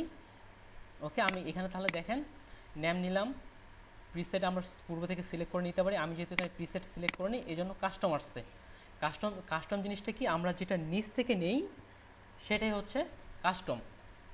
তারপর আমি হাইট ওয়াইড সিলেক্ট করছি আমাদের ডিজাইন অনুযায়ী। আমি ধরে নিলাম এটা আমি ওয়েব বেস কাজ করব, এই জন্য আমি পিক্সেল সিলেক্ট করছি। ওয়েব বেস কাজ করার জন্য 72 আমি রেজলিউশন সিলেক্ট করলাম, তারপরে হচ্ছে কালার মোড সিলেক্ট করছি RGB, ধরে নিলাম ওয়েব বেস সিলেক্ট করব। তারপরে যখনই আমরা ওকে প্রেস করব তখনই দেখেন আমাদের একটা পেজ চলে আসছে। এই যে উপর থেকে দেখতেছেন আমরা এখানে নিয়েছিলাম 1920, এই জন্য উপরে হচ্ছে বড়, নিচের দিকে হচ্ছে তুলনামূলক ছোট, এটা নিচ্ছি 1080। আমরা যেটা ক্রিয়েট করলাম এটা হচ্ছে আমাদের ডকুমেন্ট সেটআপ। ডকুমেন্ট সেটআপের পরে যেটা আছে, ও হ্যাঁ অবশ্যই, হ্যাঁ এই যে দেখেন কালার মোডের বিট ম্যাপ, এটা হচ্ছে আমাদের একটা বিট ম্যাপ। এখানে সম্ভবত দুইটা কালার নিয়ে, আমি ক্লিয়ার না, দুইটা কালার নিয়ে কাজ করে, শুধুমাত্র আপনার সাদা এবং কালো কালার নিয়ে কাজ করে। এটা অন্যান্য যে কালারগুলো আছে সেটা কিন্তু শো করায় না। তবে বিট ম্যাপ আমাদের,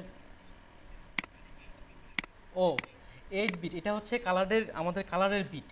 বিটের ক্ষেত্রে বিট, বাইট এগুলোর আরও কিছু অপশন আছে। আমরা বাইট থেকে বিটে আসি, তারপরে এটা কালার যত উপরের দিকে দিবেন সেই হিসাবে আপনার কালার একটা, আমাদের পিক্সেল বেস যত কালার আছে তার থেকে তত বেশি একটা কালার ধারণ ক্ষমতা থাকবে, তত বেশি ধারণ ক্ষমতা। আমরা যদি 16 বিট দিই তখন দেখেন ইমেজ সাইজও বেড়ে যাবে এবং সেটা কালার ধারণ ক্ষমতাও বেশি হবে। যখন 32 বিট দেবো সে কিন্তু আরও বেশি কালার ধারণ করতে পারবে। তবে আমাদের ডিজাইনের ক্ষেত্রে ডিফল্টভাবে 8 বিট আছে, এটাই আমাদের আপাতত এনাফ। ওকে, আর যেহেতু আমরা এটা কিন্তু একটা ডকুমেন্ট সেটআপ করে ফেলছি, ডকুমেন্ট সেটআপ নিয়ে কারো কোনো প্রশ্ন? হ্যাঁ হ্যাঁ হ্যাঁ হ্যাঁ হ্যাঁ আমরা যখন সব সময়, আপনি যদি, আমি আপনাকে যে পরবর্তীতে দেখাবো, আমরা যদি প্রিন্টের ক্ষেত্রে 8 GB দিয়ে করি তাহলে কি সমস্যা পড়বো আমরা, আমি যখন সামনের ক্লাসে দেখাবো। যখনই আমরা প্রিন্ট করবো আমাদের CMYকে মাস্ট বি দিতে হবে, নাহলে আমাদের প্রিন্টের কালার ঠিক আসবে না। তাহলে ডকুমেন্টস, হ্যাঁ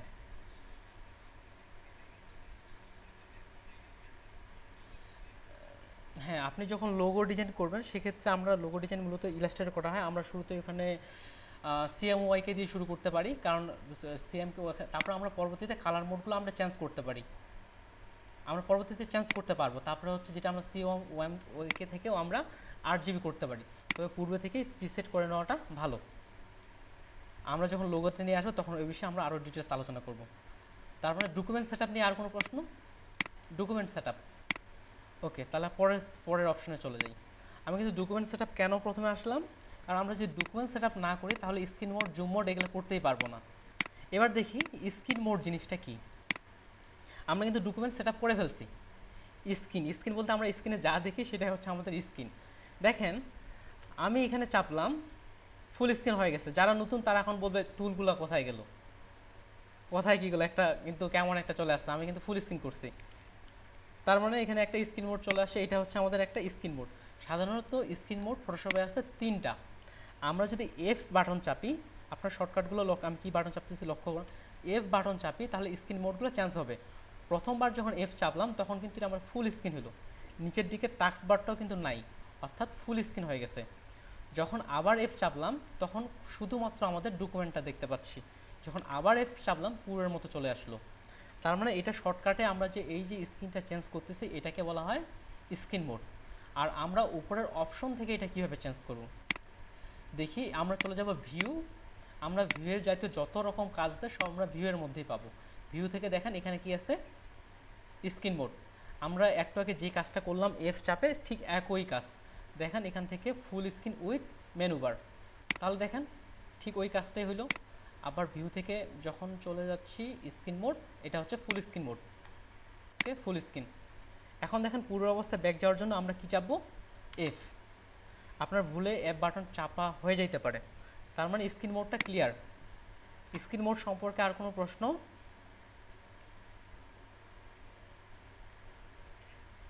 ওকে, তার মানে স্ক্রিন মোড আমরা ক্লিয়ার করে ফেললাম। এরপরে যেটা আসতেছে সেটা হচ্ছে zoom in and zoom out. Zoom in and zoom out কিন্তু খুবই গুরুত্বপূর্ণ। দেখুন আমার একটা ডিজাইন জুম করে করার প্রয়োজন, লেখাটা খুব ছোট, আমি কিভাবে লিখতেছি এটা আপাতত যারা বুঝেন আর যারা বুঝেন না তাদের আপাতত এটা বোঝার দরকার নাই। LE ডিপি আমি এটা লিখলাম, এটার সাইজ ছোট। সাধারণত এটা এমন আছে, আমার এলইডিবি লেখাটা আমি তো দেখতেই পাচ্ছি না, এই জন্য আমাদের কাজের ক্ষেত্রে আমাদের জুম করার প্রয়োজন পড়ে। আমরা কিন্তু জুম অনেকভাবে করতে পারি। তাহলে দেখুন আমরা জুম কিভাবে করব। আমি জুমের কিন্তু অনেকগুলো সেক্টর বলবো, সেহেতু খাতায় লিখতে পারেন। প্রথমত আমরা যে ডকুমেন্টটা তৈরি করছি এটা আমরা যদি আমরা 100% দেখতে চাই, এই যে কোণে দেখুন আমার মাউসটা যেখানে, এখানে দেখুন 22%, অর্থাৎ আমাদের পুরো ডকুমেন্টটা কতটুকু জুম আছে, 22%। এটা যদি আমরা 100% দেখতে চাই, আমরা কন্ট্রোল চেপে যদি 1 চাপি তাহলে দেখেন 100%, অর্থাৎ এটার যতটুকু জুম পারফেক্ট হয় ততটুকু জুম কিন্তু হয়ে গেছে। এটা খুব বেশিও জুম না, খুব কমও কিন্তু জুম না। এর জন্য আমরা চাপবো কন্ট্রোল চেপে ধরে 1, তাহলে এটা আমাদের পারফেক্টলিভাবে চলে আসবে। তারপর দেখুন যদি আমরা কন্ট্রোল চেপে 0 চাপি তাহলে আমাদের কি হবে, উইন্ডোজের সঙ্গে ফিড হয়ে যাবে। আমি যদি ফুল জুম করি তাহলে দেখেন কিছু অংশ কেটে যাচ্ছে, সাইডের অংশগুলো দেখেন কেটে যাচ্ছে। আর যদি কন্ট্রোল চাপে 0 চাপি তাহলে দেখেন কোনো অংশ কিন্তু কেটে যাচ্ছে না, অর্থাৎ পুরো ডিজাইনটা আমি একসঙ্গে দেখতে পাচ্ছি। তাহলে জুমের কিন্তু দুইটা অপশন গেল। এরপরে দেখুন টুলবার থেকে এখানে একটা আতসী কাচের মতো, এটাকে কি বলে, আতসী কাচই হয়তো বলে, আতসী কাচের মতো। আমরা রিয়েল লাইফের সঙ্গে উদাহরণ দিয়ে ক্লাস করার চেষ্টা করব। এটা যদি আমরা ক্লিক করি তাহলে দেখেন একটা প্লাস চিহ্ন আসছে, তার মানে কি হবে, জুম হবে। আমি যদি এখানে একটা ক্লিক দিই তাহলে দেখেন একটু করে জুম হচ্ছে। আর যদি অল্টার চেপে ধরে ক্লিক দিই তাহলে কি দেখেন জুম আউট হচ্ছে। তাহলে শুধু ক্লিক দিলে জুম ইন, আর যদি অল্টার চেপে ক্লিক দিই তাহলে হবে জুম আউট। তাছাড়া হ্যাঁ বলেন।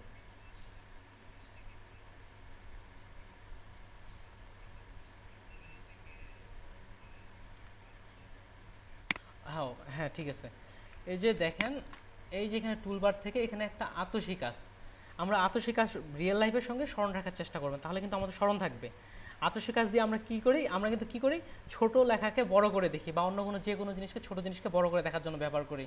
তাহলে ওই দিক থেকে যদি আমরা চিন্তা করি, আইকনটা কিন্তু সেটাই, ছোটোকে বড় করার জন্য।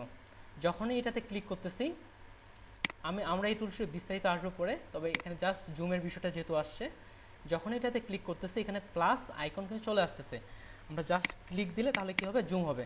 আর যদি অল্টার চেপে ধরে ক্লিক করি তাহলে কি হবে, জুম আউট হবে। আর যদি উপর থেকে নিচের দিকে টানি তাহলে এটা কোনো কিছু চাপতে হবে না, জাস্ট মাউসের লেফট বাটন উপর দিকে চাপি তাহলে দেখেন এটা কিন্তু জুম হচ্ছে, জুম আউট হচ্ছে। ওকে, তার মানে আমরা জুমের তিনটা অপশন কিন্তু দেখে ফেললাম। একটা হচ্ছে কন্ট্রোল চাপে 1, এটা হচ্ছে আমাদের উইন্ডোজ 100% আসবে। তারপরে হচ্ছে আমাদের কন্ট্রোল চাপে 0, এটা উইন্ডোজটা ফিট করবে। ফিট বলতে কি, যতটুক উইন্ডো, কারো মনিটর ছোট হইতে পারে, কারো মনিটর বড় হইতে পারে, সেই অনুযায়ী এটা অটোমেটিক্যালি চলে আসবে। তারপর হচ্ছে এটা দিয়ে জুম করা শিখলাম। এবার দেখেন আমরা যে কন্ট্রোল চাপে প্লাস এবং মাইনাস চাপি, যেই প্লাসটা হচ্ছে আমাদের ব্যাক স্পেসের পাশে, তাহলে দেখেন জুম হচ্ছে। ওকে, তারপর দেখেন আমরা যে মাইনাস চাপি তাহলে জুম আউট হচ্ছে। এবার সবচেয়ে যেটা আমরা বেশি ব্যবহার করি, আমরা বারবার মাউস ছেড়ে কিবোর্ডে হাত দেওয়া, যে মাউস ছেড়ে কি, কিন্তু আমাদের সময় লেগে যায়। তারপরে ঠিক একটা হাত ছেড়ে সময় লেগে যায়, ঠিক একইভাবে এখানে বারবার ক্লিক করবো, সময় লেগে যায়। এই জন্য সবচেয়ে যেটা বেশি ব্যবহার হয় সেটা হচ্ছে কন্ট্রোল আর স্পেস বার চাপবেন। দেখেন কন্ট্রোল চাপতেছি, তারপরে কি চাপতেছি, স্পেস, তাহলে দেখেন আগের মতো ঠিক প্লাস হয়ে যাচ্ছে। আমি যদি উপর থেকে নিচে আসি তাহলে জুম হচ্ছে, আর যদি নিচ থেকে উপরে যাই তাহলে কি হচ্ছে, জুম আউট হচ্ছে। ওকে, তাহলে এটা মনে হয় ক্লিয়ার। দেখেন কন্ট্রোল চেপে স্পেস বার চাপতেছি, জুম ইন হচ্ছে, জুম আউট হচ্ছে। জুমের বিষয়টা আমাদের অবশ্যই ক্লিয়ার হতে হবে, নাহলে পরবর্তীতে আমরা যখন ডিজাইন করব তখন অসুবিধা হবে। যেমন এটাই দেখালাম, এটা আমাদের জুম করে দেখার প্রয়োজন হচ্ছে। আর যে পিক্সেল বললাম, এই যে দেখেন এখানে ঘর ঘর করে কিন্তু চলে আসছে, এই যে এগুলা হচ্ছে এক একটা ঘরে হচ্ছে পিক্সেল। জুম বিষয়ে আর কোনো প্রশ্ন?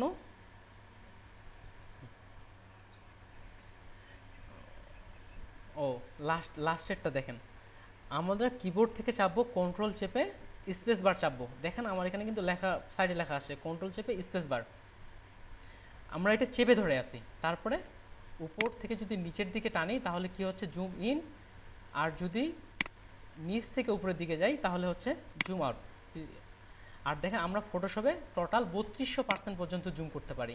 এই যে কোণে দেখেন এখানে 3200% লেখা আসছে। তাছাড়া আমরা এখানে লিখেও জুম ইন জুম আউট করতে পারি।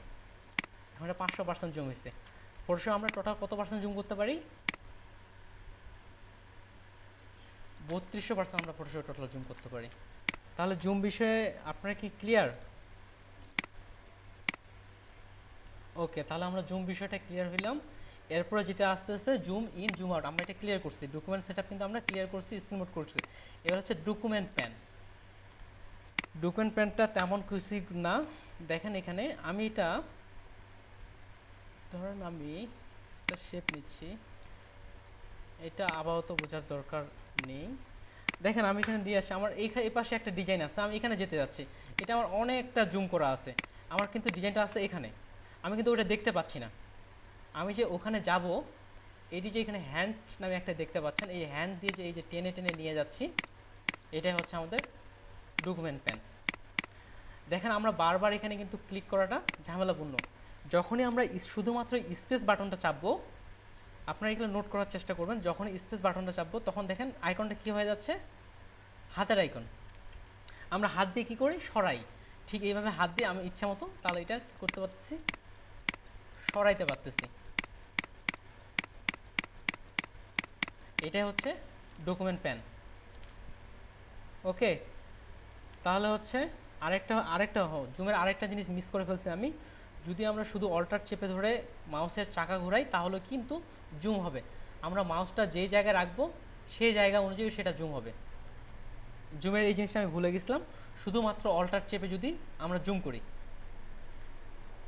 দেখেন আমি অল্টার এখানে আসছি, শুধুমাত্র অল্টার চেপে আমি মাউসের চাকা ঘোরাচ্ছি, জুম ইন হচ্ছে, জুম আউট হচ্ছে। তাহলে কিন্তু জুমের অনেকগুলো অপশন দেখাইলাম। আমাদের কাজের ক্ষেত্রে এক এক সময় আমরা এক একটা জুম ব্যবহার করব, সেহেতু আমাদের প্রত্যেকটা জুমই জানা জরুরি। আর ডকুমেন্ট প্যান হচ্ছে এই যে আমরা সরাচ্ছি, এটাই হচ্ছে আমাদের ডকুমেন্ট প্যান। ডকুমেন্ট প্যান সম্পর্কে আর কোনো প্রশ্ন? ওকে,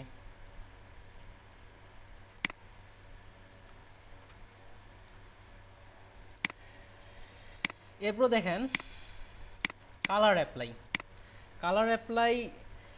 কালারের ক্ষেত্রে দেখেন এই জায়গায় দুইটা কালার আছে, উপরেরটাকে বলা হয় ফরগ্রাউন্ড কালার, নিচেরটাকে বলা হয় ব্যাকগ্রাউন্ড কালার।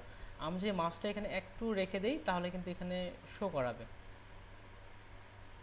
একটু আগে শো করাইলো।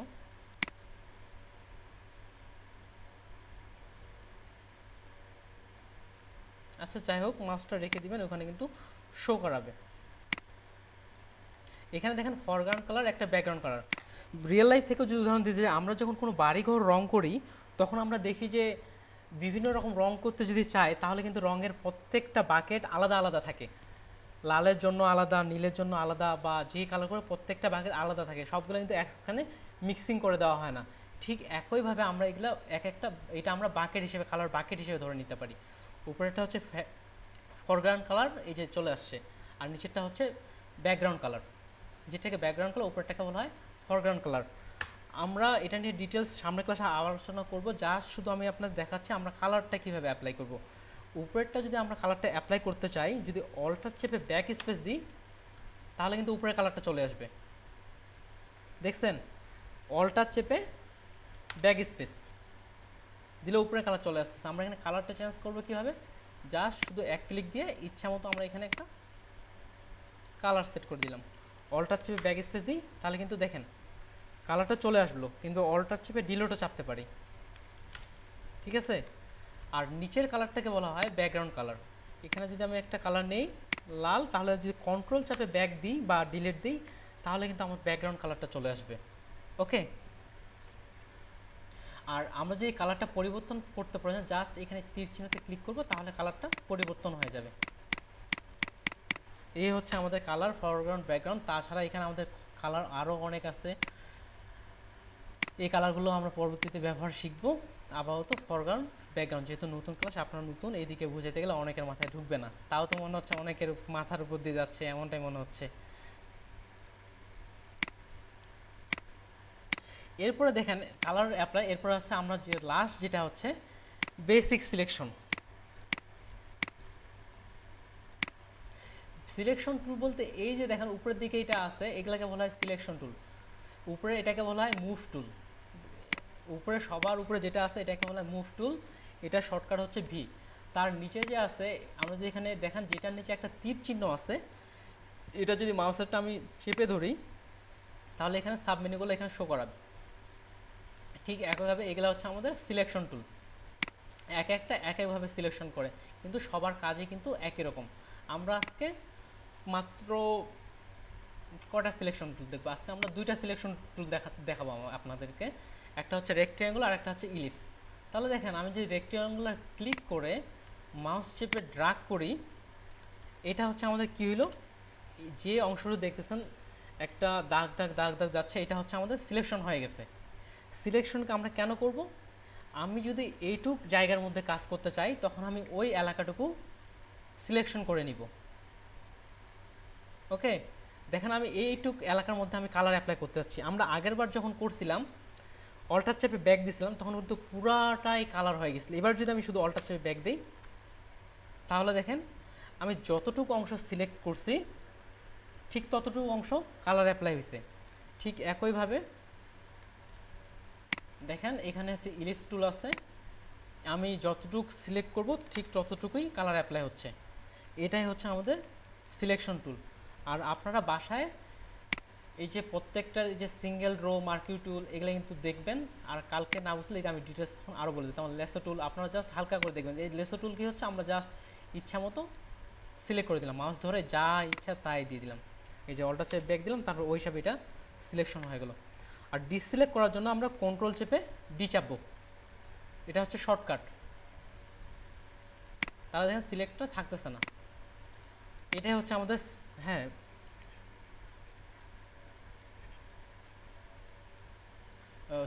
শর্টকাট ছাড়া সিলেকশনটা তুলে ফেলতে যাচ্ছেন। দেখেন আমার তাহলে যেহেতু তুলে ফেলতে যাচ্ছে আমি প্রথমে এটা সিলেক্ট করে নিলাম, এটুকু আমি তুলে ফেলতে যাচ্ছি। তাহলে দেখেন এর উপরে একটা খুবই সোজা কী দেওয়া আছে, সিলেক্ট। এখানে ক্লিক করে এখানে দেখেন 2 নম্বরে কী দেওয়া আছে, ডিসিলেক্ট। আর শর্টকাট পাশে কিন্তু লেখা আছে কন্ট্রোল চাপে ডি, তার মানে ডিসিলেক্ট হয়ে গেল। ওকে, তাহলে আমাদের সিলেকশনে কিন্তু ক্লিয়ার। এখন দেখেন ধরতে গেলে আজকে আমাদের ক্লাস কিন্তু শেষ, কিন্তু এখন তো আমরা কোনো ডিজাইন করিনি।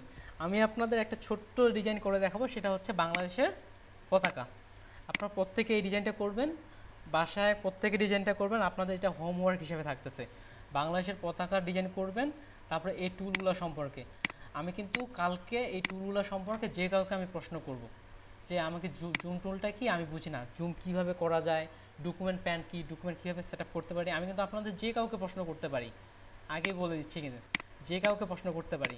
সেক্ষেত্রে আপনাকে তাহলে কিন্তু যারা যারা এখনও আমার কথাগুলো হয়তো বুঝেননি, নতুন অবস্থায় এটা হতেই পারে, আপনারা যে আমি স্ক্রিন রেকর্ডের ভিডিও আপনাদের গ্রুপে দিয়ে দিব রাতের মধ্যেই, তারপরে আপনারা এই স্ক্রিন রেকর্ড ভিডিওটা দেখে আবার দেখবেন, বারবার দেখবেন। আমি যখন কোনো কিছু বুঝি না তখন কিন্তু আমি এটা বারবার দেখি, বারবার দেখার পর সেটা আমার কিন্তু বুঝে চলে আসে। তার মানে আমাদের কিন্তু আজকের যে সিলেবাস সেই অনুযায়ী কাজ শেষ। তাহলে দেখেন আমি এটা কেটে দিলাম, এটা যে ক্রস বাটন দিই তাহলে এটা কেটে দিচ্ছে। আমরা যেটা সেভ করে তাহলে ইয়েস আসবে, সেভের বিষয়ে সম্ভবত সামনে আরও ক্লাস আছে, সেভটা দেখাচ্ছি না। নতুন একটা ডকুমেন্ট সেট আপ করতেছি। বাংলাদেশের পতাকার রেশিও অনুপাত কত কেউ কি বলতে পারেন? 10:6, অর্থাৎ বাংলাদেশের পতাকার ওয়াইড হচ্ছে 10 আর হাইট হচ্ছে 6। তাহলে আমি 10 দিলাম, এখানে 6 দিলাম। আর পিক্সেলটা কিন্তু অনেক ছোট, মাত্র 10টা পিক্সেল নেবে। আমি যদি ওকে দিই দেখেন কত ছোট আসছে। তার মানে আমরা আমাদের ঠিক এমন একটা সাইজ নিতে হবে যেটা আমাদের পতাকার জন্য যে হিসাবে আমরা প্রিন্ট করব। আমি পিক্সেল বেস আমি একটু বড় নিচ্ছি। তাহলে আমি যদি এখানে 1000 দিই আর এখানে দিই 600, তাহলে কি 10:6 হচ্ছে? হ্যাঁ এরকমই। আর 1000 বলতে 1000টা পিক্সেল নেবে, তার মানে এটা একটা আমাদের বড় সাইজ হিসেবে আসতেছে। ওয়েব বেস দিয়ে আমি কাজ করতে, এই জন্য আমি 70 নিলাম আর কালার মোড RGB দিলাম। Just okay. আমি যে ফ্ল্যাগ, তাহলে বাংলাদেশ ফ্ল্যাগ BNGLADESS বাংলাদেশ লিখে দিলাম আর এখানে ওকে দিয়ে দিলাম। তাহলে দেখেন আমাদের কিন্তু বাংলাদেশের পতাকার অনুপাতে একটা পেজ চলে আসছে। দেখুন এখানে আমার ব্যাকগ্রাউন্ডে যে কালারটা আছে আমি এখান থেকে আমি বাংলাদেশের পতাকার কালারটা সিলেক্ট করে নিলাম, যদিও কালার কোড আছে, আমি জাস্ট অনুমান করে বাংলাদেশের এখানে কালারটা সিলেক্ট করে ওকে দিলাম। আর এটা আমার কি আছে, ব্যাকগ্রাউন্ডে আছে কালারটা ওকে। এখন যদি আমরা এখানে অ্যাপ্লাই করতে চাই ব্যাকগ্রাউন্ড কালার, তাহলে আমাদের কি করতে হবে বলেন দেখি। আমি হ্যাঁ ঠিক বলছেন, এই যে দেখেন আমি কন্ট্রোল চাপে ব্যাক স্পেস দিচ্ছি, তাহলে আমার কি হলো ব্যাকগ্রাউন্ড কালার অ্যাপ্লাই হয়ে গেল। ঠিক একইভাবে আমরা যে চাই এমনটা না যে ব্যাকগ্রাউন্ড কালারের ক্ষেত্রে আমরা এখানে দিব, আমি যে ফরগ্রাউন্ড কালারও অ্যাপ্লাই করতে চাই এখানে, যে আমি ঠিক একইভাবে কোনো সবুজ কালার দিয়ে দিতে চাই অল্টার চাপে এটাও কিন্তু হবে। আমাদের যখন যেটা প্রয়োজন হবে সেটা দিব। আমি যেহেতু আমি ব্যাকগ্রাউন্ডে এটা ব্যবহার করবো, আমি ব্যাকগ্রাউন্ডে নিচ্ছি, কন্ট্রোল চাপে ব্যাক দিলাম। আমরা যতটুকু কাজ শিখলাম ততটুকু দিয়েই কিন্তু আমি ডিজাইনটা করতেছি। তার মানে আমরা বাংলাদেশের সবুজ কালারটা পেয়ে গেছি। ওকে, এবার দেখেন আমরা কিন্তু সিলেকশনের কাজ শিখছি। সিলেকশন কি করে, আমাদের যে অংশটুকু আমাদের কোনো কাজ করার প্রয়োজন সেই অংশটুকু থেকে কাজ করে। এখানে দেখেন এই যে এখানে আমরা টুলটা শিখলাম, এখানে দেওয়া আছে ইলিপস টুল সাধারণত বলা হয় এটা। আমি এখান থেকে এটা চেপে ধরলে এটা চলে আসবে। তারপর 2 নাম্বার টুলটা সিলেক্ট করলাম, এখানে ছেড়ে দিলেই এটা সিলেক্ট হয়ে যাচ্ছে। আর এখানে দেখুন আইকনটা কিন্তু বৃত্ত চলে আসছে। আমরা দেখুন তাহলে এটা একটা সিলেক্টের অপশন কিন্তু চলে আসতেছে। এখন দেখুন আমি টানতেছি কেমন বাঁকাতারা হয়ে যাচ্ছে। বৃত্তটা কি আসলে এমনটা নয়, এই জন্য আমি ডিসিলেক্ট করলাম। আমরা যে একেবারেই গোল, পুরোটাই গোল করার জন্য আমরা চাপবো হচ্ছে শিফট বাটন, কিবোর্ড থেকে শিফট। তাহলে দেখেন আমি যখন শিফট চাপতেছি, আমি যদি বাঁকা করতে যাচ্ছি তাও কিন্তু বাঁকা হচ্ছে না, এটা এক্স্যাক্টলি একেবারেই সার্কেল তৈরি হচ্ছে। তাহলে এক্স্যাক্টলি সার্কেল তৈরি করার জন্য আমরা বা যে কোনো কিছু রেশিও ঠিক করার জন্য ফটোশপ, ইলাস্ট্রেটর পুরাটাই স্মরণরা এটা একেবারে মাথায় রাখে দেন যে আমরা যখনই শিফট চাপবো তখন এটা এক্স্যাক্ট প্রকৃত সাইজটা আসবে। যখন এখন বৃত্তর প্রকৃত সাইজটা আসতেছে, যখনই আমরা শিফটের সাথে অল্টার চাপবো তখন এটা 2 পাশ থেকেই কিন্তু জুমটা হচ্ছে, অন্য পাশে যাচ্ছে না। আর আমি যখনই অল্টার ছেড়ে দিচ্ছি তখন কিন্তু একটা কোণ থেকে হচ্ছে, আমি যেখান থেকে শুরু করেছিলাম সেখান থেকে। তাহলে আমরা বৃত্তটা এঁকে ফেলি। সাধারণত বৃত্তটা একটু সাইডে হয়, আমি বৃত্তটা শিফট চেপে নিয়ে নিলাম, আর স্পেস ধরে আমরা এটা মুভ করতে পারি। দেখেন আমি এই জায়গায় সম্ভবত নিয়ে নিলাম। এখন দেখেন আমার এখানে কি হবে, রেড কালার। তাহলে আমি জাস্ট এখান থেকে আমি ক্লিক করলাম। আপনার এখানে অনেক কালার মোড আছে, আমরা প্রথমেই এসে রাখবো, শুরুর দিকে অন্যান্য কালার মোডগুলো সম্পর্কে আমরা আলোচনা করব। আমি এটা টেনে উপরের দিকে নিয়ে গেলাম, দেখেন এখানে একটা লাল কালার চলে আসছে। এখানে দেখেন কারেন্ট মানে বর্তমান যে কালারটা আসছে, আর নিউ অর্থাৎ আমরা নতুন যে কালারটি সেট করতেছি এটা হচ্ছে আমাদের নতুন কালার। তার মানে লাল কালার সিলেক্ট করে আমি ওকে দিলাম। এবার আমাকে কি করতে হবে কেউ একজন বলেন, এর আগে যে বলছেন তিনি বলবেন না, অন্য কেউ আমাকে বলেন যে আমাকে কী করতে হবে এখানে আমার কালারটা অ্যাপ্লাই করার জন্য। অল্টার ব্যাক স্পেস আমি এখন ডিসলেক্ট করে দিয়ে দিলাম। তাহলে কি এটা বাংলাদেশের পতাকা মনে হচ্ছে? হয়তো ওইটা বৃত্তটা আরেকটু সাইডে চলে যাইতো। তার মানে দেখেন আমরা কিন্তু প্রথম দিনে বাংলাদেশের পতাকা তৈরি করে ফেলছি। আজকের মতো আমাদের ক্লাস মডিউল হচ্ছে ক্লাস কিন্তু শেষ। আমরা আজকে 10 মিনিট আগে ক্লাস শেষ করব, কারণ এরপরে আরও একটা ব্যাচ আছে, আমাকে আরও কয়েকটা ব্যাচে ক্লাস নিতে হবে, সেহেতু আগেই ক্লাস শেষ করবো, ওদেরকেও জয়েন করাইতে হবে। এখন আজকে আমরা যে টোটাল প্রসেসটা শিখলাম সেটা একটু রিভিউ করি। তার মানে গ্রাফিক্স ডিজাইন কি আমরা এটা শিখছি, গ্রাফিক্স ডিজাইনে কী ধরনের সফটওয়্যার ব্যবহার করা হয় থাকে সেটা শিখছি। তার মধ্যে আমরা ফটোশপটাকে সিলেক্ট করে নিচ্ছি, কেননা ফটোশপ সবাই ব্যবহার করে। আর এদিক থেকে ফটোশপ ইন্টারফেস, আমাদের ফটোশপটা দেখতে কেমন সেটা শিখছি। তারপরে স্ক্রিন মোড, ওই যে এফ যে চাপলাম ফুল স্ক্রিন হলে এটা হচ্ছে স্ক্রিন মোড। তারপরে জুম করব কিভাবে, জুমের কিন্তু অনেকগুলো অপশন দেখাইছে আপনাদেরকে। এ কিন্তু প্রত্যেকটাই আমি কিন্তু কালকে প্রশ্ন করব আপনাদের যে হ্যাঁ জুম কিভাবে করে, আমি নাম ধরে ধরে প্রশ্ন করব। আমি যদি এখান থেকে দেখি,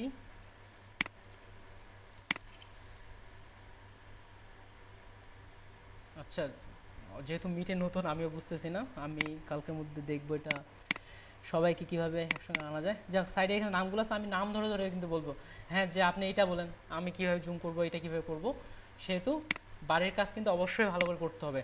আপনি যদি বাড়ির কাজ না করেন আমার তো লস হবে না বললেই চলে, লস হবে কার? আপনার। কারণ পরবর্তী ক্লাসে আমরা যখন আগাবো আপনি কিন্তু বুঝবেন না, শেষে যায় কিন্তু আপনি নিজ থেকেও বুঝবেন না একটা ইনকামও বা এই ধরনের কিন্তু আশা করাটাও তখন ভুল হবে। তারপরে হ্যাঁ হ্যাঁ অবশ্যই আমি আমি 2 মিনিটের মধ্যে শেষ করে দিচ্ছি। এরপর দেখেন ডকুমেন্ট সেটআপ আমরা ক্লিয়ার করছি। আমরা যখন কন্ট্রোল চেপে নিউ নিলাম সেটা হচ্ছে ডকুমেন্ট সেটআপ। ডকুমেন্ট প্যান আমরা যে হ্যান্ড টুল দিয়ে নড়াচড়া করলাম সেটা হচ্ছে ডকুমেন্ট প্যান। তারপর আমরা কালার সিম্পলভাবে কালার অ্যাপ্লাই শিখে গেছি, ওই যে ফরগ্রাউন্ড কালার ব্যাকগ্রাউন্ড কালার। তারপরে হচ্ছে সিলেকশন, আমরা যে এই সিলেকশন করে কিন্তু ডিজাইনটা বানাইলাম। ঠিক আছে, তাহলে আজকের ক্লাস মডিউল অনুযায়ী শেষ। এখন আপনাদের যাবতীয় প্রশ্ন আজকের ক্লাস সম্পর্কে কিংবা অফ টপিকে আমরা কথা বলতে পারি আমরা। ওকে ঠিক আছে, আপনাদের প্রশ্নগুলো করেন।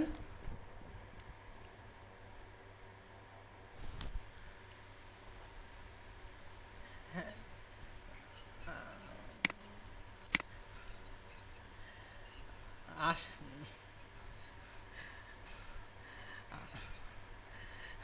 ভাই আমি তো শুরুতেই বলছি আমরা সবাই এখানে ফ্রেন্ডের মতো। আমার থেকে এখানে আপনারা অনেকে কেউ বড় আছেন, ছোট আছেন, কিন্তু আমরা সবাই সমাবেশী, আমাকে ফ্রেন্ড হিসেবে কথা বলবেন। আর অন্য যারা আছে আমি তাদেরকে বলবো যাদের মাইক্রোফোন নাই আপনারা আগামীকালের মধ্যে মাইক্রোফোন নিয়ে নেবেন। আর আমার দিক থেকে আমি চিন্তা করছি যখন আমি ক্লাস নিব প্রত্যেকেরই যেন ক্যামেরা অন থাকে। আমি এদিকে ক্লাস নিচ্ছি বক বক করতেছে, ওইদিকে আপনি ক্যামেরা অফ করে ঘুরে বেড়াচ্ছেন, এমনটা হইতে পারে না বলেন দেখি? এমনটা কিন্তু হইতে পারে। হ্যাঁ ক্যামেরা অফ করে ঘুরে যদি আমার ক্লাস ভালো না লাগে বা সরাসরি বলতে পারেন যে এটা ভালো লাগতেছে না, আর আমি আমার দিক থেকে সর্বোচ্চ চেষ্টা করব। ঠিক আছে আপনি বলেন।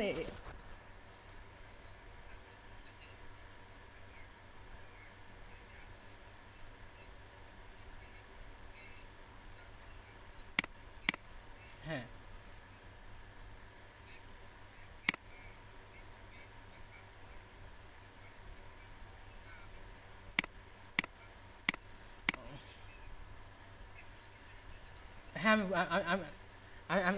হ্যাঁ আমি বুঝতে পারছি। আমি এখন বলি, দেখেন আপনি কার জন্য কাজ করবেন? ক্লায়েন্টের জন্য কাজ করবেন। এখন ক্লায়েন্ট যদি বলে আমাকে একটা ফেসবুকের কভার ডিজাইন করে দেন, কভার ফটো তো বুঝেন ফেসবুকের, আপনি এখন কি করবেন বলেন তো আমাকে? আপনি 72 নেবেন না 300 নেবেন? ও আপনি কেন 300 নেবেন? যদি আপনাকে বলা হয়েছে যে বায়ার বলছে আমাকে একটা ফেসবুকের কভার ডিজাইন করে দাও, তাহলে আপনি কেন 300 নেবেন? আপনার কেন মনে হইলো 300 নেওয়া উচিত?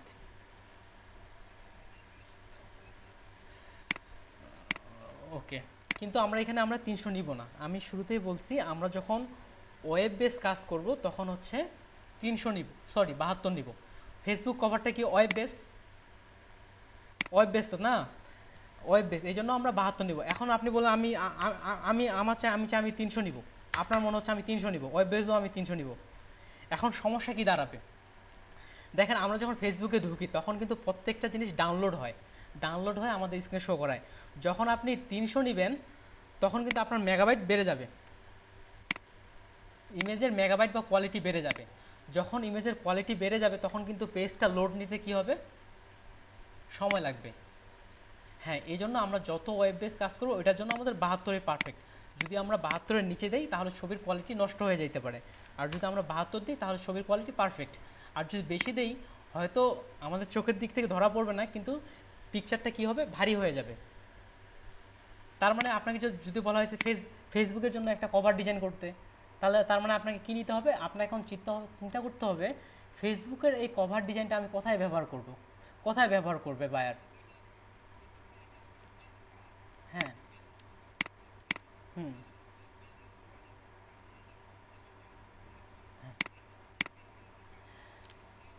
হ্যাঁ হ্যাঁ হ্যাঁ সেক্ষেত্রে আমরা অবশ্যই 300 নেব। এখন যে আপনাকে বলি আমি হচ্ছে বায়ার, আপনাকে বললাম যে আমার জন্য আমার বিজনেস কার্ড তৈরি করে দেন, আপনি এখন কি করবেন?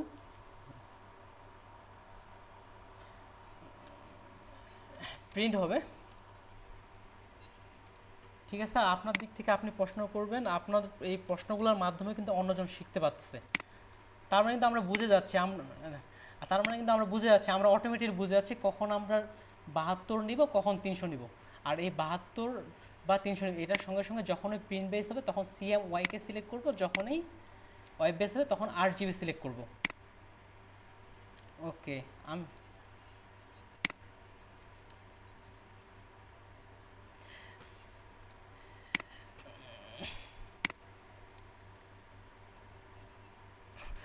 না ঠিক আছে এমন, হ্যাঁ ঠিক আছে আপনারা যদি না বুঝেন, হ্যাঁ ভাই বলেন, ভাই তাহমিদ ভাই বলেন।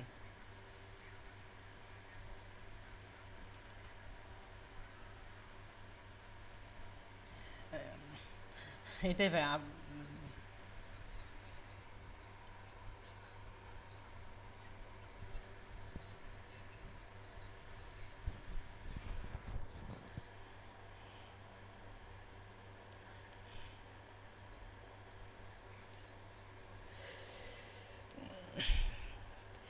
ঠিক আছে ভাই হ্যাঁ ভাই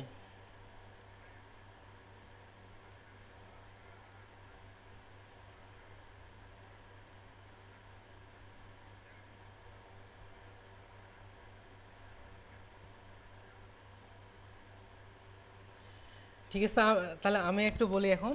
তাহলে আপনাদের বাড়ির কাজ আগামীকাল কি হচ্ছে কেউ একজন আমাকে বলেন, আমি কিন্তু বলছি বাড়ির কাজ কি হবে।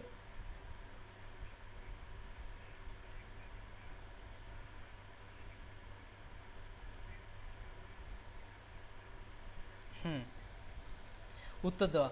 এখন দেখেন এই যে ক্লাসটা শেষ হলো, আমি কিন্তু স্ক্রিন রেকর্ড করতেছি, নিচের দিকে মনে হয় একটা হলুদ চিহ্ন দেখতে পাচ্ছেন কি? এখানে এখানে যখন টাইমটা উঠতেছে তখন কিন্তু স্ক্রিন রেকর্ড হচ্ছে। আমি যদি কখনো আমার স্মরণ না থাকে আপনারা বলবেন, কারণ পরবর্তীতে নাহলে তো বুঝতে পারবেন না। এই যে ক্লাসটা আমরা যেটা করলাম অনেকেরই কিন্তু শর্টকাটগুলো স্মরণ হারিয়ে গেছে। কিভাবে জুমের কথা বলছি, এই পাশে কানে ঢুকাইছে, ও পাশে কিন্তু বাইরে হয়ে গেছে।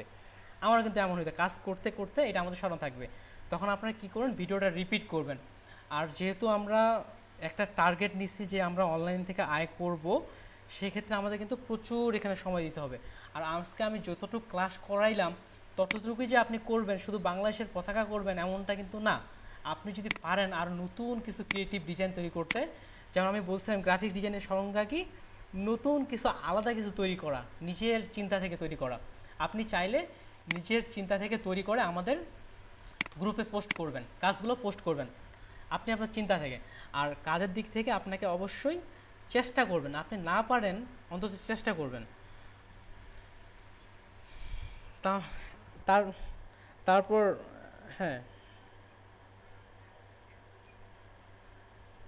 হ্যাঁ অ্যাপস ইনস্টল দেওয়ার ক্ষেত্রে আমি এই ক্লাসটা শেষ হওয়ার পরপরই আমি ভিডিওটা হয়তো দিয়ে দিতাম, কিন্তু আপনাদের পরে 11টার দিকে আরেকটা ক্লাস শুরু হয়ে যাবে, সেহেতু আমি আপাতত সফটওয়্যারটা ইনস্টল দিতে পারতেছি না। আমি আপনাদের গ্রুপে সফটওয়্যারটার একটা ডাউনলোড লিঙ্ক দিয়ে দিব 2014 ভার্সনের, জাস্ট ওখান থেকে ডাউনলোড করবেন। ডাউনলোডটা কীভাবে করবেন দেখাই দিই অন্য একটা সফটওয়্যার দিয়ে।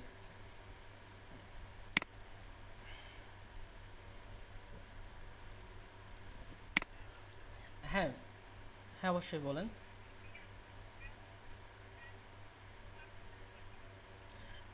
হ্যাঁ হোমওয়ার্ক কোথায় আপাতত আপনারা আমাদের হোয়াটসঅ্যাপ গ্রুপেই ইমেজ হিসেবে আপলোড করেন, আর আমি ম্যানেজমেন্টের সঙ্গে কথা বলে দেখি ওনারা কী বলে। আমি যখন আপনাকে ফাইলটা সেন্ড করবো এরকম একটা ফোল্ডার দেখতে পাবেন হয়তো, কিংবা এরকম একটা ফাইল দেখতে পাবেন, যা কী করবেন ওটা সিলেক্ট করে রাইট বাটন ক্লিক করে ডাউনলোড, তাহলে কিন্তু ডাউনলোড হয়ে যাবে। আর ডাউনলোড হওয়ার পরে আপনি কিভাবে ইনস্টল করবেন ঠিক স্ক্রিন রেকর্ড করে আমি দিয়ে দিব যে কীভাবে এটা ইনস্টল করবেন।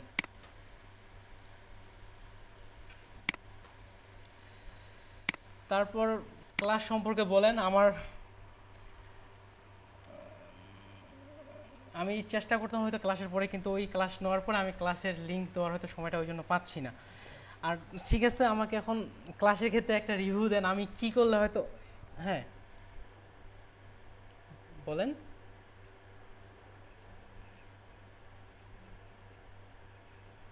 হ্যাঁ আপাতত ফটোশপ ইনস্টল করেন, কারণ আমরা কম্পিউটারে একেবারে অনেকেই নতুন, যাদের সফটওয়্যার ইনস্টল করতেও কিন্তু সমস্যা হবে, এই জন্য ধীরে ধীরে সবাইকে হাতে হাতে দেখাই দিতে হবে। এখন তাহলে ক্লাস সম্পর্কে বলেন, আমার ক্লাসে কি কি ত্রুটি মনে হচ্ছে আপনার, একেবারে ফ্রিলিভাবে মনে। আমার দিকটা আমি কিচ্ছু মনে করবো না, কেননা ক্লাস কিভাবে ইমপ্রুভ করা যায় আমি তো সেই দিকটা চেষ্টা করব।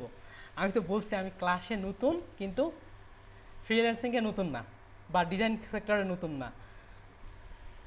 ক্লাস আমি কিভাবে আর কি ইমপ্রুভ করতে পারি, এখন আপনারা আমাকে একটু সাজেশন দিতে পারেন, যেহেতু আপনারা স্টুডেন্ট ক্লাস করতেছেন অবশ্যই বলতে পারবেন।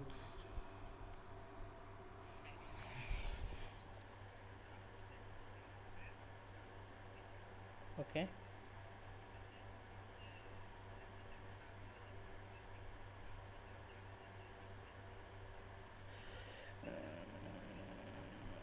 হো,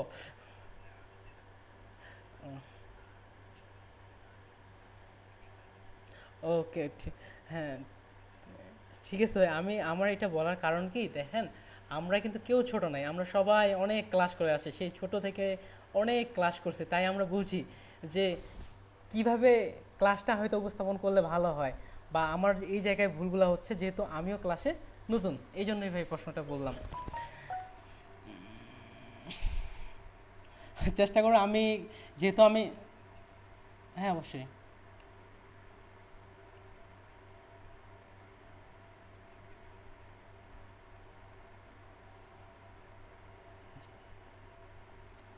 ওকে, ওকে, ঠিক আছে, আমি আরও স্লোলি পড়ার চেষ্টা করব। কিন্তু এমন একটা বিষয় দাঁড়ায় গেছে, দেখেন আগামীকালের ক্লাসে কতগুলো জিনিস ঢুকাই দিছে, টাইম আবার কতক্ষণ, 2 ঘন্টা। যেহেতু যেহেতু আগামীকাল ক্লাসে আমরা আলাদাভাবে পরিচয় হব না, সেহেতু হয়তো আমরা একটু সময় বেশি পাবো। ওকে, আমি তাহলে আমার দিক থেকে আমি আগামীকাল স্লোলি কথা বলার চেষ্টা করব। ওকে, হ্যাঁ হ্যাঁ বলেন।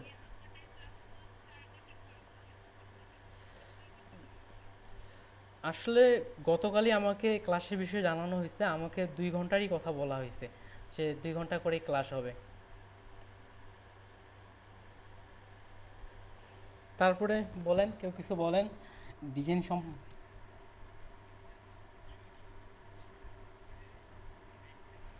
ও হ্যাঁ, আসলে 3D নিয়ে আপনাদের কিছু 3D কাজ দেখায়। 3D সফটওয়্যার হচ্ছে সিনেমা 4D। আমি 3Dতে নতুন, রিসেন্টলি কিছু কাজ করার চেষ্টা করতেছি।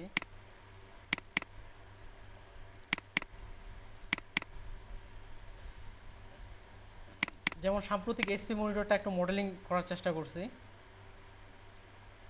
ও সরি, এটা তো স্ক্রিন রেকর্ড চলে আসছে। আর একটা দেখি ফাইনাল ভিডিও কোনটা, এই যে ফাইনাল ভিডিও, এই যে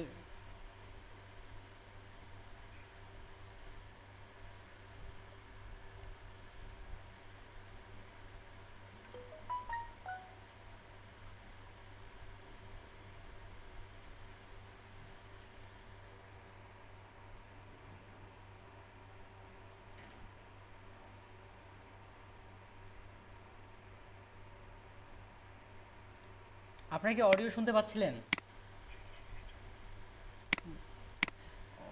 হ্যাঁ, এটা 3D এদিক থেকে আছে। হো যাক, তারপরে এটার লোগোর ক্ষেত্রে দেখাই, যেমন আরও যেমন একটা, আসলে আমি 3Dতে একেবারেই নতুন, যতটুকু চেষ্টা করছি, যেমন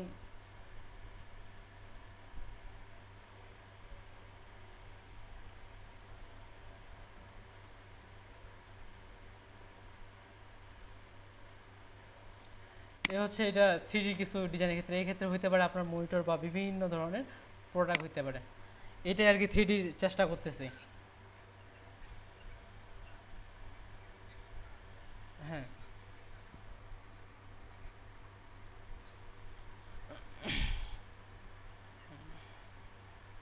হুম,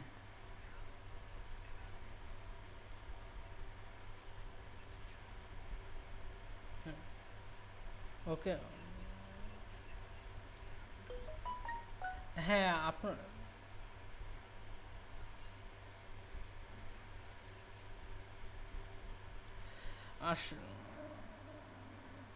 আসলে আমাদের গ্রাফিক্স 3D কাজ করার জন্য গ্রাফিক্স কার্ডটা হচ্ছে মেইন। আমি কিছুদিন আগে একটা গ্রাফিক্স কার্ড কিনছি, আমি ক্লাস ভিডিওটা অফ করে দিলাম যেহেতু অফ টপিক আলাপ হচ্ছে।